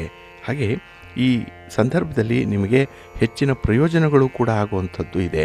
ಹಣಕಾಸಿನ ನಿರ್ಬಂಧಗಳು ಕಡಿಮೆ ಆಗಿಬಿಡುತ್ತೆ ನೋಡಿ. ಅಂದರೆ ನಿಮಗೆ ಬೇಕಾದಂತಹ ಯೋಜನೆ, ಆ ಯೋಜನೆಗೆ ಬೇಕಾದಂತಹ ಸಂಪನ್ಮೂಲಗಳು ಇದೆಲ್ಲವೂ ಕೂಡ ನಿಮಗೆ ಪ್ರಾಪ್ತಿಯಾಗುತ್ತೆ. ಜೊತೆಗೆ ನಿಮ್ಮ ಬಂಧು ಮಿತ್ರರು ಕೂಡ ನಿಮ್ಮ ಸಹಾಯಕ್ಕೆ ನಿಲ್ಲುವಂಥದ್ದು ಇದೆ. ಹಾಗಾಗಿನೇ ನಿಮ್ಮ ಪ್ರಾಮಾಣಿಕತೆ, ನಿಮ್ಮ ಕರ್ತವ್ಯ ನಿಷ್ಠೆ, ನಿಮ್ಮ ಸಮಯ ಪ್ರಜ್ಞೆ ಈ ಮೂರೂ ಕೂಡ ಈ ದಿನ ಹೈಲೈಟ್ ಆಗುವಂಥದ್ದು. ಅದೇ ನಿಮಗೆ ಸ್ಟ್ರೆಂತು, ಅದೇ ನಿಮಗೆ ಒಂದು ಹೆಸರನ್ನು, ಸ್ಥಾನಮಾನವನ್ನು ತರುವಂಥ ವಿಚಾರ. ಹಾಗೆ ಈ ದಿನದಲ್ಲಿ ಮಾನಸಿಕವಾಗಿ ಸ್ವಲ್ಪ ಒತ್ತಡಗಳು ಅಲ್ಲಿ ಇಲ್ಲಿ ಬರುವಂಥ ಸಾಧ್ಯತೆಗಳು ಕೂಡ ಇರುತ್ತೆ. ಅದನ್ನು ನೀವು ನಿಭಾಯಿಸಬೇಕು, ಅದನ್ನು ಮ್ಯಾನೇಜ್ ಮಾಡಬೇಕಾಗತ್ತೆ. ಇನ್ನು ವಿಶೇಷವಾಗಿ ಈ ದಿನ ನಿಮ್ಮ ಆರೋಗ್ಯಕ್ಕೆ ಸಂಬಂಧಪಟ್ಟಂತಹ ವಿಚಾರಗಳು ಏನಾದರೂ ಇದ್ದರೆ ಅದರ ಕಡೆ ಸ್ವಲ್ಪ ಗಮನ ಕೊಡಿ. ಅದಕ್ಕೆ ಔಷಧೋಪಚಾರಗಳನ್ನು ಮಾಡಿಕೊಳ್ಳುವಂಥದ್ದು, ವೈದ್ಯರನ್ನು ಕನ್ಸಲ್ಟ್ ಮಾಡುವಂಥ ವಿಚಾರ, ಇಲ್ಲ ಮನೆ ಮದ್ದಿನಲ್ಲೇ ಆ ಒಂದು ಸಮಸ್ಯೆಯನ್ನು ಪರಿಹಾರ ಮಾಡಿಕೊಳ್ಬೋದು ಅಂತ ಹೇಳಿದ್ರೆ ಅದಕ್ಕೆ ಸ್ವಲ್ಪ ಆದ್ಯತೆಯನ್ನು ಕೊಡಿ. ಇನ್ನು ವಿಶೇಷವಾಗಿ ನಿಮ್ಮ ತಂದೆಯವರಿದ್ದರೆ ಅವರ ಬಗ್ಗೆ ಕಾಳಜಿಯನ್ನು ವಹಿಸುವಂಥದ್ದು ಉತ್ತಮ. ನಿಮ್ಮ ಇಷ್ಟ ದೇವರನ್ನು ಆರಾಧನೆ ಮಾಡ್ತಾ ಇರಿ. ಶಿವ ಪಾರ್ವತಿಯರ ದರ್ಶನ ಮಾಡಿಕೊಳ್ಳಿ. ಶಿವನ ಪರಿವಾರ ದೇವತೆಗಳನ್ನು ಪ್ರಾರ್ಥನೆ ಮಾಡ್ತಾ ಇರಿ. ಈ ದಿನ ಒಳ್ಳೆಯದಾಗುತ್ತೆ. ನಿಮ್ಮ ಅದೃಷ್ಟದ ಬಣ್ಣ ಬಿಳುಪು, ಅದೃಷ್ಟದ ದಿಕ್ಕು ಈಶಾನ್ಯ ದಿಕ್ಕು, ಅದೃಷ್ಟ ಸಂಖ್ಯೆ 1. ಮಿಥುನ ರಾಶಿ. ಮಿಥುನ ರಾಶಿಯವರಿಗೆ ಈ ದಿನ ಭಾಗ್ಯಸ್ಥಾನದಲ್ಲಿ ಅಂದರೆ 9ನೇ ಮನೆಯಲ್ಲಿ ಗ್ರಹಣ ಸಂಭವಿಸ್ತಾ ಇರುವಂಥದ್ದು. ಇದು ಅದೃಷ್ಟದ ಮನೆ ಕೆಲವರಿಗೆ. ಏಕೆಂದರೆ ಯೋಗಗಳು ನಿರ್ಧಾರ ಆಗುವಂಥ ಮನೆ 9ನೇ ಮನೆ ಈ ಭಾಗ್ಯಸ್ಥಾನದಲ್ಲಿ. ಹಾಗಾಗಿ ನಿಮ್ಮ ಕೆಲಸ ಕಾರ್ಯಗಳೇನಿದೆ, ನಿಮ್ಮ ಚಟುವಟಿಕೆಗಳೇನಿದೆ, ಅದು ಮತ್ತೆ ಗರಿಗೆದರುವಂಥ ಸಾಧ್ಯತೆ ಇರುತ್ತೆ. ಅಂದರೆ ಕೆಲವೊಂದು ವಿಚಾರಗಳನ್ನು ನೀವು ನಿರ್ಲಕ್ಷ್ಯ ಮಾಡಿರ್ಬೋದು, ಕೆಲವೊಂದು ವಿಚಾರಗಳು ಅರ್ಧಂಬರ್ಧಕ್ಕೆ ಆಗಿ ನಿಂತಿರುವಂಥದ್ದಿರ್ಬೋದು. ಇದರಲ್ಲಿ ಈ ದಿನ ಆಸಕ್ತಿ ಮೂಡುವಂಥ ಸಾಧ್ಯತೆಗಳು ಜಾಸ್ತಿ ಇರುತ್ತೆ. ಹಾಗಾಗಿ ಹೊಸದಾಗಿ ಆರಂಭ ಮಾಡುವಂಥ ಕೆಲಸ ಕಾರ್ಯಗಳಿಗಿಂತ ಈಗಾಗಲೇ ಆರಂಭ ಆಗಿ ಯಾವುದೋ ಕಾರಣಕ್ಕೆ ನಿಲುಗಡೆ ಆಗಿರುವಂಥ ಕೆಲಸಗಳ ಬಗ್ಗೆ ನಿಮಗೆ ವಿಶೇಷವಾದಂತಹ ಆಸಕ್ತಿ, ಅದನ್ನು ಚಾಲನೆ ಮಾಡಬೇಕು ಅಂತ ಹೇಳಿ ನಿಮಗೆ ಸ್ವಯಂ ಪ್ರೇರಣೆ ಆಗಬಹುದು. ಇದ್ದಕ್ಕಿದ್ದಾಗೇ ಆ ವಿಚಾರ ನಿಮ್ಮ ತಲೆಗೆ ಬರ್ಬೋದು, ಇಲ್ಲ ಬೇರೆಯವರ ಒಂದು ಮಾರ್ಗದರ್ಶನದಿಂದ ಅಂತಹ ಕೆಲಸಗಳನ್ನು ಕೈಗೊಳ್ಳುವಂಥ ಸಾಧ್ಯತೆ ಕೂಡ ಇದೆ. ಒಟ್ಟಾರೆ ಈ ದಿನ ಅಪೂರ್ಣವಾಗಿರುವಂಥ ಕೆಲಸ ಕಾರ್ಯಗಳು ಮತ್ತೆ ಆರಂಭ ಆಗುವಂಥದ್ದು, ಅದರ ಬಗ್ಗೆ ಮನಸ್ಸು ಬರುತ್ತೆ, ಅದರ ಬಗ್ಗೆ ಒಂದು ಸಂಕಲ್ಪ ಆಗುತ್ತೆ, ಅದನ್ನು ಇವತ್ತಲ್ಲ ನಾಳೆ ಆರಂಭ ಮಾಡಬೇಕು ಅನ್ನುವಂಥ ಒಂದು ಇಚ್ಛಾಶಕ್ತಿ ನಿಮ್ಮಲ್ಲಿ ಬಲವಾಗಿ ಬೇರೂರುವಂಥದ್ದು. ಹಾಗಾಗಿ ನಿಮ್ಮಲ್ಲಿ ಕಳೆದು ಹೋಗಿರುವಂಥ ವಿಚಾರಗಳು ಮತ್ತೆ ಮರುಕಳಿಸುವಂಥದ್ದು ಇರುತ್ತೆ. ಹಾಗೆ ಈ ಕಳೆದು ಹೋಗಿರುವಂಥ ಹಣ ಆಗಲಿ, ಸಂಪತ್ತಾಗಲಿ, ಐಶ್ವರ್ಯ ಆಗಲಿ, ಆಸ್ತಿ ಪಾಸ್ತಿಗಳಾಗಲಿ ಅಥವಾ ಒಂದು ಗೆಳೆತನ ಆಗಲಿ, ಇದನ್ನು ಮತ್ತೆ ಪಡ್ಕೊಳ್ಳಿಕ್ಕೆ ಅವಕಾಶಗಳು ಸಿಕ್ಕುವಂಥದ್ದು. ಹಾಗಾಗಿ ಅಂತಹ ಸಂಭವಗಳು ಜಾಸ್ತಿ ಇರೋದರಿಂದ ನೀವು ವಿಶೇಷವಾದಂತಹ ಒಂದು ಮನಸ್ಸನ್ನು ಮಾಡಿ ಆ ಕೆಲಸಗಳನ್ನು ಮುಂದುವರಿಸಬೇಕಾಗತ್ತೆ. ಇನ್ನು ಈ ದಿನದಲ್ಲಿ ನಿಮ್ಮ ಹಾಗೆ ನಿಮ್ಮ ಗುರುಗಳಿಗೆ ಸಂಬಂಧಪಟ್ಟಂತಹ ವಿಚಾರಗಳೇನಾದರೂ ಇದ್ದರೆ, ಸಂಬಂಧಗಳಲ್ಲಿ ಏನಾದರೂ ಬಿರುಕು ಬಿಡ್ತಾ ಇದ್ದರೆ ಅದನ್ನು ನೀವು ಸರಿಪಡಿಸ್ಕೊಳ್ಳಿಕ್ಕೆ ಉತ್ತಮ ಅವಕಾಶ ಈ ದಿನ ಸಿಕ್ಕುವಂಥದ್ದು. ಪರಿಹಾರ ಕ್ರಮಗಳು ಬಹಳ ಬೇಗ ನಿಮಗೆ ಅನುಸರಣೆಗೆ ಸಿಕ್ಬಿಡುತ್ತೆ. ಹಾಗಾಗಿ ಅದನ್ನು ಈ ದಿನ ನೀವು ಮುಂದುವರಿಸಿ ಒಳ್ಳೆಯದಾಗುತ್ತೆ. ಹಾಗೆ ಈ ದಿನ ಹಠಾತ್ತಾಗಿ ನಿಮಗೆ ಲಾಭವೂ ಸಂಭವಿಸ್ಬೋದು. ಆದರೆ ವಿಶೇಷವಾಗಿ ನಿಮ್ಮ ಪ್ರಯಾಣದಲ್ಲಿ, ಆರೋಗ್ಯದಲ್ಲಿ ಸ್ವಲ್ಪ ಜಾಗ್ರತೆ. ನಿಮ್ಮ ಮನೆ ದೇವರನ್ನು ಸ್ಮರಣೆ ಮಾಡ್ತಾಯಿರಿ. ಹಾಗೆ ಭಕ್ತಿಯಿಂದ ಈ ದಿನ ನವಗ್ರಹ ಸ್ತೋತ್ರವನ್ನು ಹೇಳ್ಕೊಳ್ಳಿ, ನವಗ್ರಹಗಳ ದರ್ಶನ ಮಾಡಿ, ಒಳ್ಳೆಯದಾಗುತ್ತೆ. ನಿಮ್ಮ ಅದೃಷ್ಟದ ಬಣ್ಣ ತಿಳಿ ಹಸಿರು, ಅದೃಷ್ಟದ ದಿಕ್ಕು ಈಶಾನ್ಯ ದಿಕ್ಕು, ಅದೃಷ್ಟ ಸಂಖ್ಯೆ 1. ಕರ್ಕಾಟಕ ರಾಶಿ. ಕರ್ಕಾಟಕ ರಾಶಿಯವರಿಗೆ ಈ ದಿನ 8ನೇ ಮನೆಯಲ್ಲಿ ಗ್ರಹಣ ಸಂಭವಿಸ್ತಾ ಇದೆ. ಅದರಲ್ಲೂ ನಿಮ್ಮ ರಾಶಿಯ ಅಧಿಪತಿಯಾದಂತಹ ಚಂದ್ರ ಈ ದಿನ ದುಸ್ಥಾನದಲ್ಲಿದ್ದಾನೆ, 8ರಲ್ಲಿದ್ದಾನೆ, ಜೊತೆಗೆ ರಾಹು ಬೇರೆ.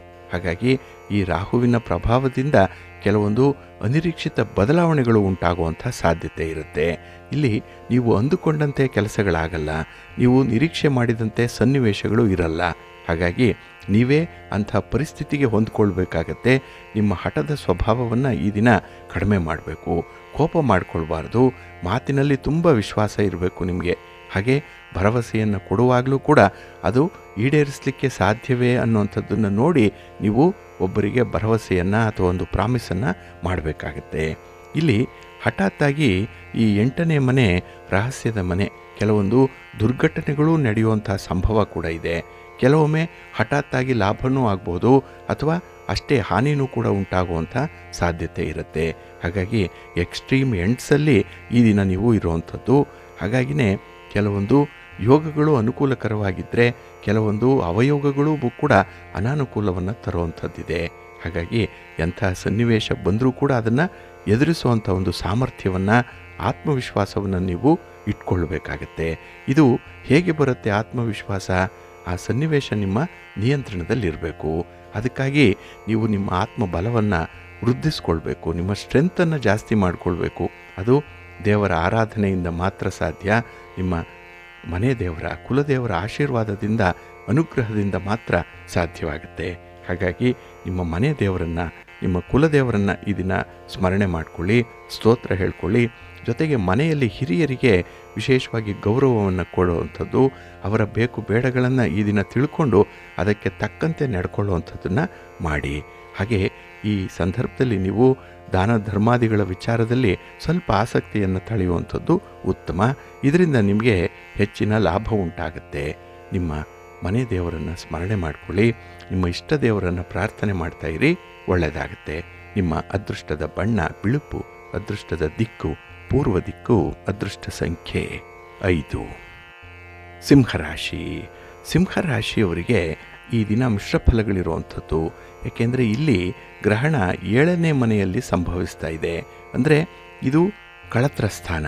ಹಾಗಾಗಿನೇ ವೈವಾಹಿಕ ಜೀವನದಲ್ಲಿ ಕೆಲವೊಂದು ವಿಶೇಷ ಸಮಸ್ಯೆಗಳು ಕಾಣಿಸ್ಕೊಳ್ಳುವಂಥದ್ದಿದೆ. ಇಲ್ಲಿಯವರೆಗೂ ಅಂಥದ್ದು ನಿಮ್ಮ ಅನುಭವಕ್ಕೆ ಬಂದಿಲ್ಲ, ಆದರೆ ಈ ಸಂದರ್ಭದಲ್ಲಿ ಅಂತಹ ಅನುಭವ ಆಗುವಂಥದ್ದು. ಜೊತೆಗೆ ಚಂದ್ರ 7ನೇ ಮನೆಯಲ್ಲಿದ್ದರೆ ಒಂದು ವಿಶೇಷವಾದಂತಹ ಆನಂದ, ಸಂತೋಷ ಅನ್ನುವಂಥದ್ದು ಇರುತ್ತೆ. ಆದರೆ ಅದರ ಜೊತೆಯಲ್ಲಿ ರಾಹು ಇರೋದರಿಂದ ಅದು ಈ ರಾಹುಗೂ ಕೂಡ ಈ ರವಿ ಅಂದರೆ ಸೂರ್ಯ ಶತ್ರುವಾಗಿರೋದ್ರಿಂದ ಈ ದಿನ ಸ್ವಲ್ಪ ತೊಳಲಾಟ ಜಾಸ್ತಿ ಇರುತ್ತೆ. ಒಂದು ಕಡೆ ಸಂತೋಷ ಇದ್ದರೆ ಅದರ ಹಿಂದೆಯೇ ನಿಮಗೆ ಒಂದು ದುಃಖದ ವಾರ್ತೆ ಬರುವಂಥದ್ದು ಕೂಡ ಇರುತ್ತೆ. ಹಾಗಾಗಿನೇ ಈ ಸಂದರ್ಭದಲ್ಲಿ ನಿಮಗೆ ಹೆಚ್ಚಿನ ಕಾಳಜಿಯನ್ನು ವಹಿಸುವಂಥ ಅಗತ್ಯತೆ ಕಾಣಿಸ್ತಾ ಇದೆ. ಇನ್ನು ವ್ಯವಹಾರವನ್ನು ಮಾಡುವಂಥವರು, ಹಾಗೆ ಹಣಕಾಸಿನ ವ್ಯವಹಾರ ಆಗಲಿ, ರಿಯಲ್ ಎಸ್ಟೇಟ್ನಲ್ಲಿರುವಂಥವರು ಅಥವಾ ಯಾವುದೇ ರೀತಿಯ ಸ್ವಂತ ಬಿಸ್ನೆಸ್ಸನ್ನು ಮಾಡುವಂಥವರು ಸ್ವಲ್ಪ ಎಚ್ಚರಿಕೆಯಿಂದ ಇರಿ. ಕೆಲವರ ಮಾತಿನಿಂದ ನಿಮಗೆ ಮೋಸ ಆಗುವಂಥದ್ದಿದೆ. ಎಲ್ಲೋ ಮೋಸದ ಜಾಲಕ್ಕೆ ಬಲಿಯಾಗುವಂಥ ಸಾಧ್ಯತೆಗಳಿರುತ್ತೆ. ಸ್ವಲ್ಪ ಜಾಗ್ರತೆ. ನಿಮಗೆ ಈ ದಿನ ಆರೋಗ್ಯ ಚೆನ್ನಾಗಿದೆ, ಸಂಬಂಧವನ್ನು ಉಳಿಸ್ಕೊಳ್ಬೇಕು ಅನ್ನುವಂಥ ಒಂದು ಇಚ್ಛಾಶಕ್ತಿ ಚೆನ್ನಾಗಿದೆ. ಆದರೆ ಈ 3ನೇಯವರ ಒಂದು ಇಂಟರ್ಫಿಯರೆನ್ಸಿಂದಲೇ ನಿಮಗೆ ತೊಂದರೆಗಳು ಆಗುವಂಥದ್ದು. ಹಾಗಾಗಿ ಅಪರಿಚಿತರನ್ನಾಗಲಿ, ಈ ಮಧ್ಯಮದಲ್ಲಿ ಬರುವಂಥ ಈ ದಳ್ಳಾಳಿ ರೂಪದಲ್ಲಿರುವಂಥವ್ರನ್ನಾಗಲಿ ಅಥವಾ ಈ ಥರ್ಡ್ ಪರ್ಸನ್ ಎಂಟ್ರಿ ಅನ್ನೋವಂಥದ್ದನ್ನಾಗಲಿ ಸ್ವಲ್ಪ ಅವಾಯ್ಡ್ ಮಾಡಲೇಬೇಕು ಈ ದಿನ. ಹಾಗೆ ನಿಮ್ಮ ಕೋಪದ ಮೇಲೆ, ನಿಮ್ಮ ಮಾತಿನ ಮೇಲೆ ಸ್ವಲ್ಪ ನಿಯಂತ್ರಣ ಇಟ್ಕೊಳ್ಳಿ. ಸ್ವಲ್ಪ ಬುದ್ಧಿವಂತಿಕೆಯಿಂದ ನಿರ್ಧಾರಗಳನ್ನು ತೆಗೆದುಕೊಳ್ಳುವಂಥದ್ದನ್ನು ಮುಂದುವರಿಸಿ, ಒಳ್ಳೆಯದಾಗತ್ತೆ. ನಿಮ್ಮ ಇಷ್ಟ ದೇವರನ್ನು ಆರಾಧನೆ ಮಾಡಿ, ಮಹಾವಿಷ್ಣುವನ್ನು ಪ್ರಾರ್ಥನೆ ಮಾಡಿಕೊಳ್ಳಿ. ಹಾಗೆ ದಶಾವತಾರಗಳ ಬಗ್ಗೆ ಇರುವಂಥ ಸ್ತೋತ್ರಗಳನ್ನು ಹೇಳ್ಕೊಳ್ಳಿ, ಒಳ್ಳೆಯದಾಗತ್ತೆ. ನಿಮ್ಮ ಅದೃಷ್ಟದ ಬಣ್ಣ ಕೆಂಪು, ಅದೃಷ್ಟದ ದಿಕ್ಕು ಪೂರ್ವ ದಿಕ್ಕು, ಅದೃಷ್ಟ ಸಂಖ್ಯೆ 1. ಕನ್ಯಾ ರಾಶಿ. ಕನ್ಯಾ ರಾಶಿಯವರಿಗೆ ಈ ದಿನ ಗ್ರಹಣ ನಿಮ್ಮ 6ನೇ ಮನೆಯಲ್ಲಿ ನಡೀತಾ ಇರುವಂಥದ್ದು. ಗ್ರಹಣದ ಯೋಗ ಬಹಳ ಚೆನ್ನಾಗಿದೆ ಈ ಸಂದರ್ಭ. ಶತ್ರುಸ್ಥಾನ ಇದು, ಋಣಸ್ಥಾನ. ವಿಶೇಷವಾಗಿ ನಿಮ್ಮ ಶತ್ರುಗಳನ್ನು ದಮನ ಮಾಡಬೇಕು, ಶತ್ರುಗಳ ಪೀಡೆಯಿಂದ ತಪ್ಪಿಸ್ಕೊಳ್ಬೇಕು ಅನ್ನುವಂಥದ್ರೆ ಈ ಸಂದರ್ಭ ನಿಮಗೆ ವಿಶೇಷವಾದಂಥ ಒಲವನ್ನು ತರುವಂಥದ್ದು. ಹಾಗೆ ನಿಮ್ಮ ಆರೋಗ್ಯದಲ್ಲಿ ಸುಧಾರಣೆ ಆಗುತ್ತೆ. ಮನಸ್ಸಿನಲ್ಲಿ ಒತ್ತಡಗಳಿದ್ದರೆ ನಿವಾರಣೆ ಆಗುತ್ತೆ. ಯಾವುದೇ ಒಂದು ಸಮಸ್ಯೆಗೂ ಕೂಡ ಒಂದು ಪರಿಹಾರ ಇದೆ, ಅದು ಸಿಕ್ಕೇ ಸಿಕ್ಕತ್ತೆ ಅನ್ನುವಂಥ ಆತ್ಮವಿಶ್ವಾಸದಲ್ಲಿರುವಂಥವ್ರಿಗೆ ಈ ದಿನ ಒಳ್ಳೆಯ ಅವಕಾಶಗಳು ಕೂಡ ಸಿಕ್ಕತ್ತೆ. ಹಾಗೆ ಶತ್ರುಗಳಿಂದ ಮುಕ್ತಿ, ಇದು ಬಹಳ ದೊಡ್ಡ ಲಾಭ ನಿಮಗೆ. ಏಕೆಂದರೆ ನಿಮ್ಮ ಕೆಲಸ ಕಾರ್ಯಗಳಿಗೆ ಅಡ್ಡಿಪಡಿಸ್ತಾ ಇದ್ದಂಥವರು, ಹಾಗೆ ನಿಮ್ಮನ್ನು ದಿಕ್ಕು ತಪ್ಪಿಸ್ತಾ ಇದ್ದಂಥವರು, ನಿಮ್ಮ ಮೇಲೆ ಒತ್ತಡವನ್ನು ತರ್ತಾ ಇದ್ದಂಥವರು ಈ ದಿನ ನಿಮ್ಮಿಂದ ದೂರ ಸರಿಯುವಂಥ ಎಲ್ಲ ಸಾಧ್ಯತೆಗಳು ಕೂಡ ಇದೆ. ಹಾಗಾಗಿ ವಿರೋಧಿಗಳು ದೂರ ಆದಾಗ ಮನಸ್ಸು ನಿರ್ಮಲವಾಗಿರುತ್ತೆ. ಸ್ವತಂತ್ರವಾಗಿ ಕೆಲಸವನ್ನು ಮಾಡುವಂಥ ಇಚ್ಛಾಶಕ್ತಿ ಉದ್ಭವ ಆಗುತ್ತೆ. ಹಾಗಾಗಿ ನಿಮ್ಮ ಪರಿಶ್ರಮಕ್ಕೆ ತಕ್ಕಂತಹ ಫಲವನ್ನು ಪಡ್ಕೊಳ್ಳಿಕ್ಕೂ ಕೂಡ ಸಾಧ್ಯವಾಗುತ್ತೆ. ಕೆಲವೊಮ್ಮೆ ನಿಮ್ಮದ ಕೆಲಸ, ಅದರಿಂದ ಬರುವಂತಹ ಲಾಭ ಬೇರೆಯವ್ರಿಗಾಗುವಂಥದ್ದು. ಹಾಗಾಗಿ ಈ ದಿನ ನಿಮ್ಮದೇ ಕೆಲಸ, ನಿಮ್ಮದೇ ಲಾಭ ನೀವೇ ಅನುಭವಿಸುವಂಥ ಸಾಧ್ಯತೆ ಈ ದಿನದಿಂದ ಉಂಟಾಗುವಂಥದ್ದು. ಹಾಗಾಗಿನೇ ಬಹಳ ದೊಡ್ಡ ಮಟ್ಟದಲ್ಲಿ ಯಶಸ್ಸನ್ನು ಗಳಿಸ್ಕೊಳ್ಳಿಕ್ಕೆ ಈ ಸಂದರ್ಭ ನಿಮಗಾಗಿ ಇರುವಂಥದ್ದು. ಆದರೆ ಈ ಅನುಕೂಲತೆಗಳನ್ನು ಸಾಕಷ್ಟು ಸಮಯದಲ್ಲಿ ಗರಿಷ್ಠವಾಗಿ ಪಡ್ಕೊಳ್ಳುವಂಥ ಒಂದು ಪ್ರಯತ್ನವನ್ನು ಮಾಡಿ. ಅಂದರೆ ಈ ಸಮಯ ಸನ್ನಿವೇಶ ಏನಿದೆ ಅದನ್ನು ಎನ್ಕ್ಯಾಶ್ ಮಾಡಿಕೊಳ್ಬೇಕು, ಅದನ್ನು ನಿಮ್ಮದನ್ನಾಗಿಸ್ಕೊಳ್ಬೇಕು. ಅದಕ್ಕಾಗಿ ಸ್ವಲ್ಪ ತಾಳ್ಮೆಯಿಂದ, ವಿವೇಚನೆಯಿಂದ ನಿರ್ಧಾರಗಳನ್ನು ತೆಗೆದುಕೊಂಡು ಮುಂದುವರಿರಿ. ನೀವು ಉತ್ತಮವಾದಂತಹ ಸ್ಥಾನವನ್ನು ಪಡ್ಕೊಳ್ಳಿಕ್ಕೆ, ಅಷ್ಟೇ ಲಾಭವನ್ನು ಪಡ್ಕೊಳ್ಳಿಕ್ಕೆ ಸಾಧ್ಯವಾಗುತ್ತೆ. ಈ ದಿನ ವಿಶೇಷವಾಗಿ ಶಿವನ ಪರಿವಾರ ದೇವತೆಗಳನ್ನು ಪ್ರಾರ್ಥನೆ ಮಾಡ್ತಾ ಇರಿ. ಶಿವಸ್ತೋತ್ರವನ್ನು ಈ ದಿನ ಹೇಳ್ಕೊಳ್ಳಿ, ಒಳ್ಳೆಯದಾಗತ್ತೆ. ನಿಮ್ಮ ಅದೃಷ್ಟದ ಬಣ್ಣ ತಿಳಿ ಹಸಿರು, ಅದೃಷ್ಟದ ದಿಕ್ಕು ಈಶಾನ್ಯ ದಿಕ್ಕು, ಅದೃಷ್ಟ ಸಂಖ್ಯೆ 1. ತುಲಾರಾಶಿ. ತುಲಾರಾಶಿಯವರಿಗೆ ಈ ದಿನ ಪಂಚಮದಲ್ಲಿ ಗ್ರಹಣ ಸಂಭವಿಸ್ತಾ ಇದೆ. 5ನೇ ಮನೆ, ಪೂರ್ವ ಪುಣ್ಯಸ್ಥಾನ, ಮಕ್ಕಳ ವಿಚಾರವಾಗಿ ಹೇಳುವಂಥ ಮನೆ ಇದು. ಹಾಗಾಗಿ ತುಲಾರಾಶಿಯವರು ವಿಶೇಷವಾಗಿ ಮಕ್ಕಳಿಗೆ ಸಂಬಂಧಪಟ್ಟಂತಹ ವಿಚಾರಗಳಲ್ಲಿ ಸ್ವಲ್ಪ ಆಲೋಚನೆ ಮಾಡುವಂಥದ್ದಿದೆ.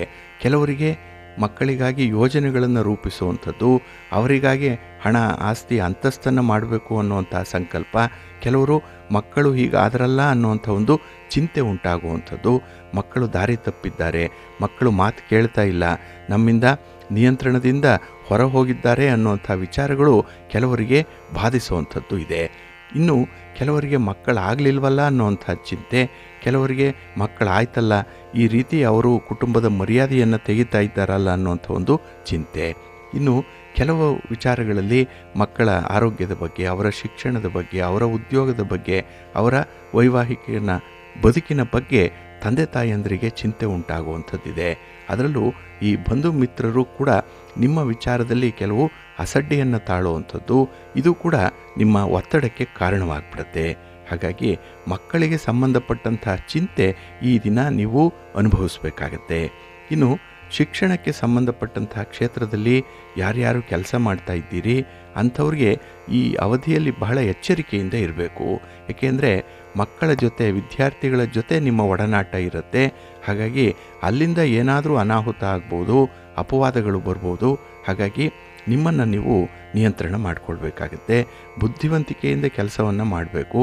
ಸಮಯ ಸಂದರ್ಭವನ್ನು ನೋಡಿ, ಸಾಧಕ ಬಾಧಕಗಳನ್ನು ನೋಡೇ ನೀವು ತೀರ್ಮಾನವನ್ನು ಮಾಡಬೇಕಾಗತ್ತೆ. ಒಟ್ಟಾರೆ ನಿರ್ಧಾರ ತೆಗೆದುಕೊಳ್ಳುವಾಗ ಮೊದಲು ಸರಿಯಾಗಿ ಯೋಚನೆ ಮಾಡಬೇಕು. ಶಾಂತಿ ಸಮಾಧಾನದಿಂದ ಇರಬೇಕು. ಇನ್ನು ಹಣದ ವಿಚಾರ, ವ್ಯಾಪಾರದ ವಿಚಾರ ಎಲ್ಲವೂ ಕೂಡ ಮಾಮೂಲಿನಂತೆ ಇರುತ್ತೆ. ನಿಮ್ಮ ಪ್ರಯತ್ನ 6ಕ್ಕೆ ಏರಲ್ಲ, 3ಕ್ಕೆ ಇಳಿಯಲ್ಲ, ಸಾಧಾರಣವಾಗಿ ಮುಂದುವರಿಯುವಂಥದ್ದು. ಆದಷ್ಟು ನೀವು ನಿಮ್ಮ ಮನೆ ದೇವರ ಸ್ಮರಣೆಯನ್ನು ಮಾಡಿಕೊಳ್ಳಿ, ಮಹಾಲಕ್ಷ್ಮಿಯನ್ನು ಆರಾಧನೆ ಮಾಡಿ, ಸ್ತೋತ್ರ ಹೇಳ್ಕೊಳ್ಳಿ, ಒಳ್ಳೆಯದಾಗತ್ತೆ. ನಿಮ್ಮ ಅದೃಷ್ಟದ ಬಣ್ಣ ಬಿಳುಪು, ಅದೃಷ್ಟದ ದಿಕ್ಕು ಪೂರ್ವ ದಿಕ್ಕು, ಅದೃಷ್ಟ ಸಂಖ್ಯೆ 1. ವೃಶ್ಚಿಕ ರಾಶಿ. ವೃಶ್ಚಿಕ ರಾಶಿಯವರಿಗೆ ಈ ದಿನ 4ರ ಸ್ಥಾನದಲ್ಲಿ ಗ್ರಹಣ ನಡೀತಾ ಇದೆ. ಸುಖ ಸ್ಥಾನ ಇದು, 4ನೇ ಮನೆ. ಹಾಗಾಗಿ ವಿಶೇಷವಾಗಿ ಸುಖಕ್ಕೆ ಕೊರತೆ ಇಲ್ಲ. ಆದರೆ ನೀವಾಗಿ ಮಾಡಿಕೊಳ್ಳುವಂಥ ಕೆಲವು ತಪ್ಪುಗಳಿಂದ, ಕೆಲವು ದೋಷಗಳಿಂದ ನೀವು ಸ್ವಲ್ಪ ಚಿಂತೆಯನ್ನು ತಲೆ ಮೇಲೆ ಹತ್ತಿಸ್ಕೊಳ್ತೀರಿ. ಕೆಲವೊಂದು ಸಮಸ್ಯೆಗಳನ್ನು ತಂದುಕೊಳ್ತೀರಿ. ಇದು ಸ್ವಯಂಕೃತ ಅಪರಾಧ. ಇದು ಬೇರೆಯವರಿಂದ ಆಗುವಂಥದ್ದಲ್ಲ, ನೀವೇ ಸೃಷ್ಟಿ ಮಾಡಿಕೊಳ್ಳುವಂಥ ಸನ್ನಿವೇಶದಿಂದ ಇದು ಆಗುವಂಥ ಸಂದರ್ಭ. ಹಾಗಾಗಿ ಸುಖ ಪಡಲಿಕ್ಕೆ, ಸಂತೋಷ ಪಡಲಿಕ್ಕೆ ಎಲ್ಲ ರೀತಿಯ ವ್ಯವಸ್ಥೆಗಳಿದೆ, ಎಲ್ಲ ರೀತಿಯ ಸೌಲಭ್ಯಗಳಿದೆ. ಆದರೆ ಅದನ್ನು ಅನುಭವಿಸುವಂಥ ಯೋಗ ಮಾತ್ರ ಕಡಿಮೆ ಆಗ್ತಾ ಇದೆ. ಹಾಗಾಗಿ ನೀವು ತೆಗೆದುಕೊಂಡಂತಹ ಆತುರದ ನಿರ್ಧಾರಗಳು ಇದಕ್ಕೆ ಕಾರಣವಾಗುವಂಥದ್ದು. ಇದರ ಬಗ್ಗೆ ಈ ದಿನ ಸ್ವಲ್ಪ ಪುನರವಲೋಕನ ಮಾಡಿಕೊಳ್ಳಿ. ನಿಮ್ಮನ್ನು ನೀವು ನೋಡಿಕೊಳ್ಳಿ, ಆತ್ಮಾವಲೋಕನ, ಇಂಟ್ರಾಸ್ಪೆಕ್ಟ್ ಮಾಡಿಕೊಳ್ಬೇಕು. ಅದಕ್ಕೆ ಒಂದು ಒಳ್ಳೆಯ ಅವಕಾಶ ಈ ದಿನ ಸಿಕ್ಕತ್ತೆ. ಇನ್ನು ಮನೆಯಲ್ಲಿ ಸುಖ ಸಮೃದ್ಧಿಯ ಮೇಲೆ ಪ್ರಭಾವ ಹೆಚ್ಚಾಗುವಂಥದ್ದು ಇದೆ. ಹಾಗೆ ಈ ಸೌಲಭ್ಯಗಳನ್ನು ಜಾಸ್ತಿ ಮಾಡಿಕೊಳ್ಬೇಕು. ಸ್ವಂತ ಮನೆ ಬೇಕು, ಸ್ವಂತ ವಾಹನ ಬೇಕು. ಹಾಗೆ ವ್ಯಾಪಾರ ವ್ಯವಹಾರಗಳಲ್ಲಿ ವಿಸ್ತರಣೆ ಆಗಬೇಕು, ಅದರಲ್ಲೂ ಮುಂಚೂಣಿಯಲ್ಲೇ ಇರಬೇಕು. ಇಂಥ ಒಂದು ನಿರ್ಧಾರಗಳು ಈ ಸಂದರ್ಭದಲ್ಲಿ ನಿಮಗೆ ಸಾಕಷ್ಟು ಲಾಭವನ್ನು ತರುವಂಥದ್ದು ಇದೆ. ಇನ್ನು ಈ ದಿನದಲ್ಲಿ ಚಿಂತೆ ಜಾಸ್ತಿ ಆದಾಗೆ ಅದಕ್ಕೆ ಪೂರಕವಾಗಿ ಪರಿಹಾರಗಳನ್ನು ಕೂಡ ನೀವು ನೋಡಬೇಕಾಗತ್ತೆ.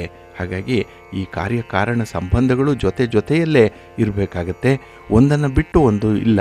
ಹಾಗಾಗಿನೇ ಈ ಸಂದರ್ಭ ನೀವು ಹೆಚ್ಚು ಕಾಳಜಿಯನ್ನು ವಹಿಸಬೇಕಾಗತ್ತೆ. ಹಾಗೆ ಈ ಉದ್ಯೋಗ ಮಾಡುವಂಥ ಸ್ಥಳದಲ್ಲಿ ನಿಮ್ಮ ಮೇಲಧಿಕಾರಿಗಳ ಬಗ್ಗೆ, ನಿಮ್ಮ ಸಹೋದ್ಯೋಗಿಗಳ ಬಗ್ಗೆ ಸ್ವಲ್ಪ ಎಚ್ಚರಿಕೆ ಇರಲಿ. ಹಾಗೆ ಎಲ್ಲ ಯಶಸ್ಸು ನಿಮಗೆ ಸಿಕ್ಕುವಂಥ ಅವಕಾಶಗಳಿದೆ. ಆದರೆ ಅದನ್ನು ನೀವು ಅನುಭವಿಸಬೇಕು ಅನ್ನುವಂಥ ಹಿನ್ನೆಲೆಯಲ್ಲಿ ಆ ಯಶಸ್ಸನ್ನು ನಿಮ್ಮದಾಗಿಸ್ಕೊಳ್ಳಿ. ಪ್ರಯತ್ನ ಮಾತ್ರ ನಿರಂತರವಾಗಿರಲಿ, ಕನ್ಸಿಸ್ಟೆನ್ಸಿ ಇರಲಿ, ಒಳ್ಳೆಯದಾಗತ್ತೆ. ನಿಮ್ಮ ಮನೆ ದೇವರನ್ನು ಸ್ಮರಣೆ ಮಾಡ್ತಾ ಇರಿ. ಶ್ರೀರಾಮ ರಕ್ಷಾ ಸ್ತೋತ್ರವನ್ನು ಹೇಳ್ಕೊಳ್ಳಿ. ರಾಮನಾಮ ಜಪ ಮಾಡಿ ಈ ದಿನ ಆಂಜನೇಯನ ಸ್ತೋತ್ರ ಹೇಳ್ಕೊಳ್ಳಿ, ಒಳ್ಳೆಯದಾಗತ್ತೆ. ನಿಮ್ಮ ಅದೃಷ್ಟದ ಬಣ್ಣ ಕೇಸರಿ, ಅದೃಷ್ಟದ ದಿಕ್ಕು ಉತ್ತರ ದಿಕ್ಕು, ಅದೃಷ್ಟ ಸಂಖ್ಯೆ 3. ಧನುರಾಶಿ. ಧನುರಾಶಿಯವರಿಗೆ ಈ ದಿನ ನಿಮ್ಮ 3ನೇ ಮನೆಯಲ್ಲಿ ಚಂದ್ರಗ್ರಹಣ ಸಂಭವಿಸ್ತಾ ಇದೆ. ಇದು ಕೀರ್ತಿ ಸ್ಥಾನ, ಇದೇ ಪರಾಕ್ರಮ ಸ್ಥಾನ. ಹಾಗಾಗಿ ಇಲ್ಲಿ ನಿಮ್ಮ ಕೀರ್ತಿ, ನಿಮ್ಮ ಪರಾಕ್ರಮ ಎರಡೂ ಕೂಡ ಸಹ ಸಂಬಂಧವನ್ನು ಹೊಂದಿರುವಂಥದ್ದು. ನೀವು ಎಷ್ಟು ಧೈರ್ಯದಿಂದ, ಎಷ್ಟು ಆತ್ಮವಿಶ್ವಾಸದಿಂದ, ಎಷ್ಟು ಪರಾಕ್ರಮದಿಂದ ಕೆಲಸವನ್ನು ಮಾಡ್ತೀರೋ ಅಷ್ಟೇ ನಿಮಗೆ ಕೀರ್ತಿ ಲಭಿಸುತ್ತೆ. ಇದು ಒಂದಕ್ಕೊಂದು ಸಂಬಂಧ ಇರುವಂಥ ವಿಚಾರಗಳಿದು. ಹಾಗಾಗಿ ಕೆಲಸ ಮಾಡಿದ್ರೆ ನಿಮಗೆ ಫಲ, ಕೈ ಕೆಸರಾದರೆ ಬಾಯಿ ಮೊಸರು. ಹಾಗಾಗಿನೇ ಈ ದಿನ ನಿಮ್ಮ ಕೆಲಸ ಕಾರ್ಯಗಳನ್ನು ತುಂಬ ಆತ್ಮವಿಶ್ವಾಸದಿಂದ ನೀವು ಮಾಡಬೇಕಾಗತ್ತೆ. ನಿಮ್ಮ ಸಾಹಸ, ನಿಮ್ಮ ಧೈರ್ಯ ಮೆಚ್ಚುವಂಥದ್ದೇ. ಏಕೆಂದರೆ ಅಂಥ ಒಂದು ವಿಶೇಷವಾದಂಥ ಕೆಲಸಕ್ಕೆ ಕೈ ಹಾಕಿದ್ದೀರಿ, ಅದು ಯಶಸ್ವಿಯಾಗುತ್ತೆ. ಯಾಕೆಂದರೆ ಆತ್ಮವಿಶ್ವಾಸದಿಂದಲೇ, ಕಾನ್ಫಿಡೆನ್ಸಿಂದಲೇ ನೀವು ಕೆಲಸವನ್ನು ಆರಂಭ ಮಾಡುವಂಥದ್ದು, ಜೊತೆಗೆ ಅದಕ್ಕೆ ಬೇಕಾದಂತಹ ಒಂದು ಸಂಪನ್ಮೂಲಗಳಾಗಲಿ, ಯಾರ ಪ್ರಭಾವ ಬೇಕು, ಯಾರ ಇನ್ಫ್ಲೂಯೆನ್ಸ್ ಬೇಕು, ಅದನ್ನೆಲ್ಲ ತುಂಬ ಲೆಕ್ಕಾಚಾರದಲ್ಲಿ ಈ ದಿನ ಮಾಡುವಂಥದ್ದು. ಹಾಗಾಗಿ ಈ ದಿನ ಪ್ರತಿಯೊಂದು ವಿಚಾರದಲ್ಲೂ ಕೂಡ ನೀವು ತುಂಬ ಕ್ಯಾಲ್ಕುಲೇಟಿವ್ ಆಗಿರ್ತೀರಿ. ಲಾಭ ನಷ್ಟ, ಅನುಕೂಲ ಅನಾನುಕೂಲ ಇದೆಲ್ಲದರ ನಿರ್ಧಾರ ನಿಮ್ಮ ತಲೆಯಲ್ಲಿ ಸದಾಕಾಲ ನಡೀತಾ ಇರುವಂಥದ್ದು ಈ ದಿನ. ಇನ್ನು ಈ ದಿನ ವಿಶೇಷವಾಗಿ ನಿಮ್ಮ ಒಡ ಹುಟ್ಟಿದವರಿಂದ ನಿಮಗೆ ಒಂದು ಮೆಚ್ಚುಗೆ, ನಿಮ್ಮ ಒಂದು ಕೆಲಸ ಕಾರ್ಯಕ್ಕೆ ಬೆಂಬಲ ಇದು ಸಿಕ್ಕತ್ತೆ. ಜೊತೆಗೆ ಬಂಧು ಮಿತ್ರರ ಬಾಹ್ಯ ಬೆಂಬಲ ಕೂಡ ಈ ದಿನ ನಿಮಗೆ ಸಿಕ್ಕುವಂಥದ್ದು. ಹಾಗಾಗಿನೇ ಕೆಲಸದಲ್ಲಿ ಅಥವಾ ನಿಮ್ಮ ಪ್ರಯತ್ನದಲ್ಲಿ ಸಾಕಷ್ಟು ವಿಶ್ವಾಸಗಳು ನಿಮಗೆ ಮೂಡಿ ಬರುತ್ತೆ, ತುಂಬ ಸಪೋರ್ಟ್ ಅನ್ನುವಂಥದ್ದು ಸಿಕ್ಕತ್ತೆ. ಹಾಗಾಗಿ ಈ ದಿನ ನಿಮ್ಮ ಚಟುವಟಿಕೆಯಲ್ಲಿ ಮುಂದೆ ಸಾಗಲಿಕ್ಕೆ ಒಳ್ಳೊಳ್ಳೆಯ ಅವಕಾಶಗಳನ್ನು ಈ ದಿನ ಪಡ್ಕೊಳ್ತೀರಿ. ಆದರೆ ನಿಮ್ಮ ಆರೋಗ್ಯದ ಕಡೆ ಮಾತ್ರ ಈ ದಿನ ಸ್ವಲ್ಪ ಗಮನ ಕೊಡಬೇಕಾಗತ್ತೆ. ಆರೋಗ್ಯ ಸುಧಾರಣೆಗೆ ಬೇಕಾದಂತಹ ಕೆಲವೊಂದು ಸಲಹೆಗಳನ್ನು ಪರಿಪಾಲನೆ ಮಾಡಬೇಕು. ಇನ್ನು ಯಾವುದೇ ಸಮಸ್ಯೆಗಳಿದ್ದರೂ ಅದರಿಂದ ಮುಕ್ತಿಯನ್ನು ಪಡ್ಕೊಳ್ಳಿಕ್ಕೆ ಅವಕಾಶ ಇದೆ ಅನ್ನುವಂಥದ್ದು ಈ ದಿನ ನಿಮಗೆ ಪ್ರೂವ್ ಆಗುತ್ತೆ. ಹಾಗಾಗಿ ಈ ದಿನ ಹಠಾತ್ತಾಗಿ ಬರುವಂತಹ ಕೆಲವೊಂದು ಸನ್ನಿವೇಶಗಳು ನಿಮಗೆ ತುಂಬ ಸಂತೋಷವನ್ನು ತರುತ್ತೆ. ನಿಮ್ಮ ಮನೆ ದೇವರನ್ನು ಸ್ಮರಣೆ ಮಾಡ್ತಾ ಇರಿ, ಮಹಾವಿಷ್ಣುವನ್ನು ಪ್ರಾರ್ಥನೆ ಮಾಡಿಕೊಳ್ಳಿ, ಮಹಾವಿಷ್ಣು ಸ್ತೋತ್ರವನ್ನು ಹಾಗೆ ಮಂತ್ರವನ್ನು ಹೇಳ್ಕೊಳ್ಳುವಂಥದ್ದನ್ನು ಮುಂದುವರಿಸಿ, ಒಳ್ಳೆಯದಾಗುತ್ತೆ. ನಿಮ್ಮ ಅದೃಷ್ಟದ ಬಣ್ಣ ಹಳದಿ, ಅದೃಷ್ಟದ ದಿಕ್ಕು ಪೂರ್ವ ದಿಕ್ಕು, ಅದೃಷ್ಟ ಸಂಖ್ಯೆ 1. ಮಕರ ರಾಶಿ. ಮಕರ ರಾಶಿಯವರಿಗೆ ಈ ದಿನ ದ್ವಿತೀಯದಲ್ಲಿ ಗ್ರಹಣ ಸಂಭವಿಸ್ತಾ ಇರುವಂಥದ್ದು. 2ನೇ ಮನೆ, ಕುಟುಂಬ ಸ್ಥಾನ, ಧನಸ್ಥಾನ, ವಾಕ್ಸ್ಥಾನ ಬಹಳ ವಿಶೇಷವಾಗಿರುವಂಥ ಮನೆ ಇದು. ಏಕೆಂದರೆ ನಿಮ್ಮ ಏಳಿಗೆ, ನಿಮ್ಮ ಅಭಿವೃದ್ಧಿ ಈ 3ಅನ್ನೇ ಅವಲಂಬಿಸಿರುವಂಥದ್ದು. ಹಾಗಾಗಿ ಧನಸ್ಥಾನ ಅಂದರೆ ವ್ಯಾಪಾರ ವ್ಯವಹಾರಗಳಲ್ಲಿ ಉತ್ತಮ ಪ್ರಗತಿಯನ್ನು ನೋಡಲಿಕ್ಕೆ ಅವಕಾಶಗಳಿದೆ. ಆದರೆ ಈ ವಾಕ್ಸ್ಥಾನ 2ನೇ ಮನೆ ಮಾತಿನಿಂದಲೇ ಕೆಲವೊಂದು ಅನರ್ಥಗಳನ್ನು ತಂದುಕೊಳ್ಳುವಂಥದ್ದು. ಮಾತಿನಿಂದ ಕಮಿಟ್ ಆಗ್ತೀರಿ, ಅದರಿಂದ ಎಲ್ಲೋ ಒಂದು ಕಡೆ ನಿಮಗೆ ನಷ್ಟ ಆಗುವಂಥ ಸಾಧ್ಯತೆ. ಹಾಗೆ ಇನ್ನೇನು ವ್ಯಾಪಾರ ವ್ಯವಹಾರಗಳು ಕುದುರಬೇಕು, ಆ ಸಂದರ್ಭದಲ್ಲೇ ನಿಮ್ಮ ಮಾತು ಅದಕ್ಕೆ ಅಡ್ಡ ಬರುವಂಥದ್ದು. ಹಾಗಾಗಿ ಕೈಗೆ ಬಂದ ತುತ್ತು ಬಾಯಿಗೆ ಬರಲ್ಲ ಅನ್ನುವಂಥದ್ದು. ಇನ್ನು ಈ 2ನೇ ಮನೆ ಕುಟುಂಬ ಸ್ಥಾನ. ಈ ಕುಟುಂಬ ಅಂತ ಹೇಳಿದ್ರೆ ನೆಮ್ಮದಿ, ಅದಕ್ಕಾಗಿಯೇ ನಾವು ಮನೆ ಅಂತ ಹೇಳಿ ಕರೆಯುವಂಥದ್ದು. ಅಂದರೆ ಮನಸ್ಸಿಗೆ ನೆಮ್ಮದಿ ಕೊಡುವಂಥದ್ದು, ಅದೇ ಮನೆ. ಆ ಮನೆಯಲ್ಲೇ ನಿಮಗೆ ಈ ದಿನ ನೆಮ್ಮದಿ ಕಡಿಮೆಯಾಗುವಂಥ ಸಾಧ್ಯತೆ ಇದೆ. ಏಕೆಂದರೆ ಒತ್ತಡಗಳು ಹೆಚ್ಚಾಗುತ್ತೆ. ಸಂಬಂಧಗಳ ಮಧ್ಯದಲ್ಲಿ ನಿಮ್ಮ ಅನುಮಾನಗಳು, ನೀವು ತೆಗೆದುಕೊಳ್ಳುವಂಥ ಒಂದು ಅನಪೇಕ್ಷಿತವಾದಂತಹ ತೀರ್ಮಾನಗಳು ನಿಮ್ಮನ್ನು ಆ ಸಂಬಂಧದಿಂದ ಸ್ವಲ್ಪ ದೂರ ಇರಿಸುತ್ತೆ. ಅದಕ್ಕಾಗಿಯೇ ಈ ದಿನ ಒಂಟಿಯಾಗಿರಬೇಕು. ಯಾರೂ ನನ್ನ ಕೆಲಸ ಕಾರ್ಯದಲ್ಲಿ ತಂಟೆ ತಕರಾರನ್ನು ತೆಗಿಬಾರ್ದು ಅನ್ನುವಂಥ ವಿಚಾರ ಮನಸ್ಸಿನಲ್ಲಿರುತ್ತೆ. ಆದರೆ ಕುಟುಂಬದಲ್ಲಿ ಅದು ಸಾಧ್ಯ ಆಗಲ್ಲ. ಏಕೆಂದರೆ ಒಬ್ಬರ ಈ ಸಂಬಂಧದ ಜಾಲ ಏನಿದೆ ಅದು ಬೇರೆಯೊಬ್ಬರ ಮಾತನ್ನು ಕೇಳಬೇಕಾಗತ್ತೆ, ಬೇರೆಯೊಬ್ಬರ ಒತ್ತಡವನ್ನು ಸಹಿಸ್ಕೊಳ್ಬೇಕಾಗತ್ತೆ, ದಾಕ್ಷಿಣ್ಯಕ್ಕೆ ಒಳಗಾಗಬೇಕಾಗತ್ತೆ. ಇಂತಹ ಸನ್ನಿವೇಶಗಳಿರೋದ್ರಿಂದ ನೀವು ನಿಮ್ಮ ಒಂದು ತೀರ್ಮಾನವನ್ನು, ನಿಮ್ಮ ಮಾತನ್ನು ನಿಯಂತ್ರಣ ಮಾಡಿಕೊಳ್ಳುವಂಥದ್ದು ಬಹಳ ಉತ್ತಮ. ಹಾಗೆ ಈ ದಿನದಲ್ಲಿ ಕೆಲವೊಂದು ಸಮಸ್ಯೆಗಳು ಬರುತ್ತೆ, ಸಣ್ಣ ಸಮಸ್ಯೆ, ಆದರೆ ಅದನ್ನು ದೊಡ್ಡದು ಮಾಡಿಕೊಳ್ಬೇಡಿ. ಎಲ್ಲೆಲ್ಲಿ ಅವಕಾಶ ಇದೆಯೋ ಅಲ್ಲೆಲ್ಲ ಕೂಡ ನೀವು ಹೊಂದಾಣಿಕೆ ಮಾಡಿಕೊಳ್ಬೇಕು, ಅಲ್ಲೇ ಸೆಟ್ಲ್ ಆಗಿಬಿಡಬೇಕು. ಆದರೆ ಅದನ್ನು ಬೆಳಿಲಿಕ್ಕೆ ಬಿಡಬೇಡಿ, ಸ್ವಲ್ಪ ಎಚ್ಚರಿಕೆ. ಇನ್ನು ವಿಶೇಷವಾಗಿ ಈ ದಿನ ಬರುವಂಥ ಅವಕಾಶಗಳೇನಿದೆ ಅದನ್ನು ಸಕಾರಾತ್ಮಕವಾಗಿ ಪರಿವರ್ತನೆ ಮಾಡಿಕೊಳ್ಳಿ. ನಿಮ್ಮ ವೀಕ್ನೆಸ್ಸನ್ನು ಸ್ಟ್ರೆಂತಾಗಿ ನೋಡಿ, ಆ ಒಂದು ನೆಗೆಟಿವ್ ಆಗಿರುವಂಥದ್ದನ್ನು ಪಾಸಿಟಿವ್ ಆಗಿ ಕನ್ವರ್ಟ್ ಮಾಡುವಂಥದ್ದು ಹೇಗೆ, ಇದು ನಿಮ್ಮ ವಿವೇಚನೆಗೆ ಬಿಟ್ಟದ್ದು. ಹಾಗಾಗಿ ನಿಮ್ಮ ಮನಸ್ಸು ಹೇಗಿರುತ್ತೋ ಆ ರೀತಿಯಲ್ಲಿ ನಿಮ್ಮ ತೀರ್ಮಾನ ಇರುತ್ತೆ. ನಿಮ್ಮ ಮನೆ ದೇವರನ್ನು ಸ್ಮರಣೆ ಮಾಡ್ತಾ ಇರಿ. ವಿಶೇಷವಾಗಿ ಈ ದಿನ ಗಣಪತಿಯನ್ನು ಆರಾಧನೆ ಮಾಡಿ, ದುರ್ಗಾ ಸ್ತುತಿಯನ್ನು ಮಾಡಿ, ಅಮ್ಮನವರ ದರ್ಶನ ಮಾಡಿಕೊಳ್ಳಿ, ಒಳ್ಳೆಯದಾಗುತ್ತೆ. ನಿಮ್ಮ ಅದೃಷ್ಟದ ಬಣ್ಣ ಕೆಂಪು, ಅದೃಷ್ಟದ ದಿಕ್ಕು ಈಶಾನ್ಯ ದಿಕ್ಕು, ಅದೃಷ್ಟ ಸಂಖ್ಯೆ 3. ಕುಂಭರಾಶಿ. ಕುಂಭರಾಶಿಯವರಿಗೆ ಈ ದಿನ ಗ್ರಹಣ ನಿಮ್ಮ ಒಂದು ರಾಶಿಯಲ್ಲೇ ಸಂಭವಿಸ್ತಾ ಇರುವಂಥದ್ದು. ಹಾಗಾಗಿ ಈ ರಾಶಿಗೆ ಸಂಬಂಧಪಟ್ಟಂತಹ ನಕ್ಷತ್ರದವರು ಬಹಳ ವಿಶೇಷವಾದಂತಹ ಜಾಗೃತಿಯನ್ನು ವಹಿಸಬೇಕಾಗತ್ತೆ. ಏಕೆಂದರೆ ಈ ಗ್ರಹಣದ ಯೋಗ ನೇರವಾಗಿ ನಿಮಗೆ ತಲುಪುವಂಥದ್ದು. ಹಾಗಾಗಿ ನೇರವಾಗಿ ನೀವೇ ಭಾಗಿದಾರರು, ನೀವೇ ಸ್ಟೇಕ್ ಹೋಲ್ಡರ್. ಹಾಗಾಗಿ ಎಚ್ಚರಿಕೆಯಿಂದ ಇದ್ದಷ್ಟು ನಿಮಗೆ ಆ ಪ್ರಭಾವ ಕೆಟ್ಟದ್ದಾಗಿದ್ದರೆ ಅದನ್ನು ತಪ್ಪಿಸ್ಕೊಳ್ಳಿಕ್ಕೆ ಸಾಧ್ಯವಾಗುತ್ತೆ.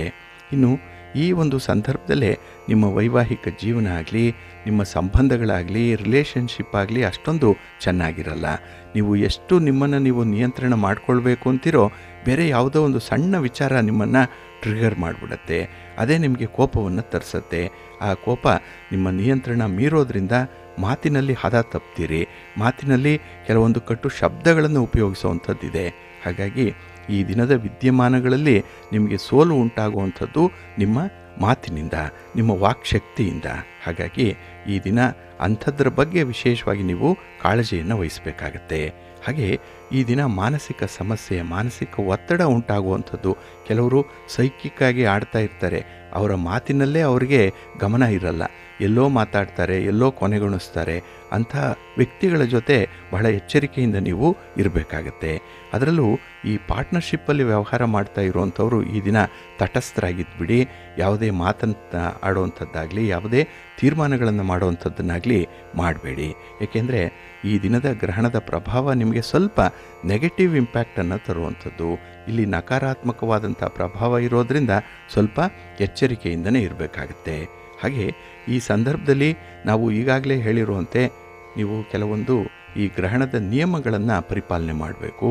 ಹಾಗೆ ದಾನ ಮಾಡುವಂಥದ್ದಾಗಲಿ, ಹಾಗೆ ಈ ಜಪ ತಪ ಮಾಡುವಂಥದ್ದನ್ನು ವಿಚಾರಗಳು ಏನು ಹೇಳಿದೆ ಇದನ್ನು ನೀವು ಕಡ್ಡಾಯವಾಗಿ ಅನುಸರಣೆ ಮಾಡಲೇಬೇಕಾಗತ್ತೆ. ಇನ್ನು ನಿಮ್ಮ ಆಹಾರ ವಿಹಾರಾದಿಗಳ ಕಡೆ ಸ್ವಲ್ಪ ಗಮನ ಕೊಡಿ, ಜಾಗ್ರತೆ. ನಿಮ್ಮ ಮನೆ ದೇವರನ್ನು ಸ್ಮರಣೆ ಮಾಡ್ತಾ ಇರಿ, ನವಗ್ರಹಗಳನ್ನು ದರ್ಶನ ಮಾಡಿ, ನವಗ್ರಹ ಸ್ತೋತ್ರ ಹೇಳ್ಕೊಳ್ಳಿ. ಅದರಲ್ಲೂ ವಿಶೇಷವಾಗಿ ಈ ಗ್ರಹಣಕ್ಕೆ ಸಂಬಂಧಪಟ್ಟಂತಹ ಸ್ತೋತ್ರಗಳನ್ನು ಹೇಳಿದೆ, ಅದನ್ನು ಅನುಸರಣೆ ಮಾಡಲೇಬೇಕು. ಗ್ರಹಣದ ನಿಯಮಗಳನ್ನು ಪರಿಪಾಲನೆ ಮಾಡಿ, ಒಳ್ಳೆಯದಾಗತ್ತೆ.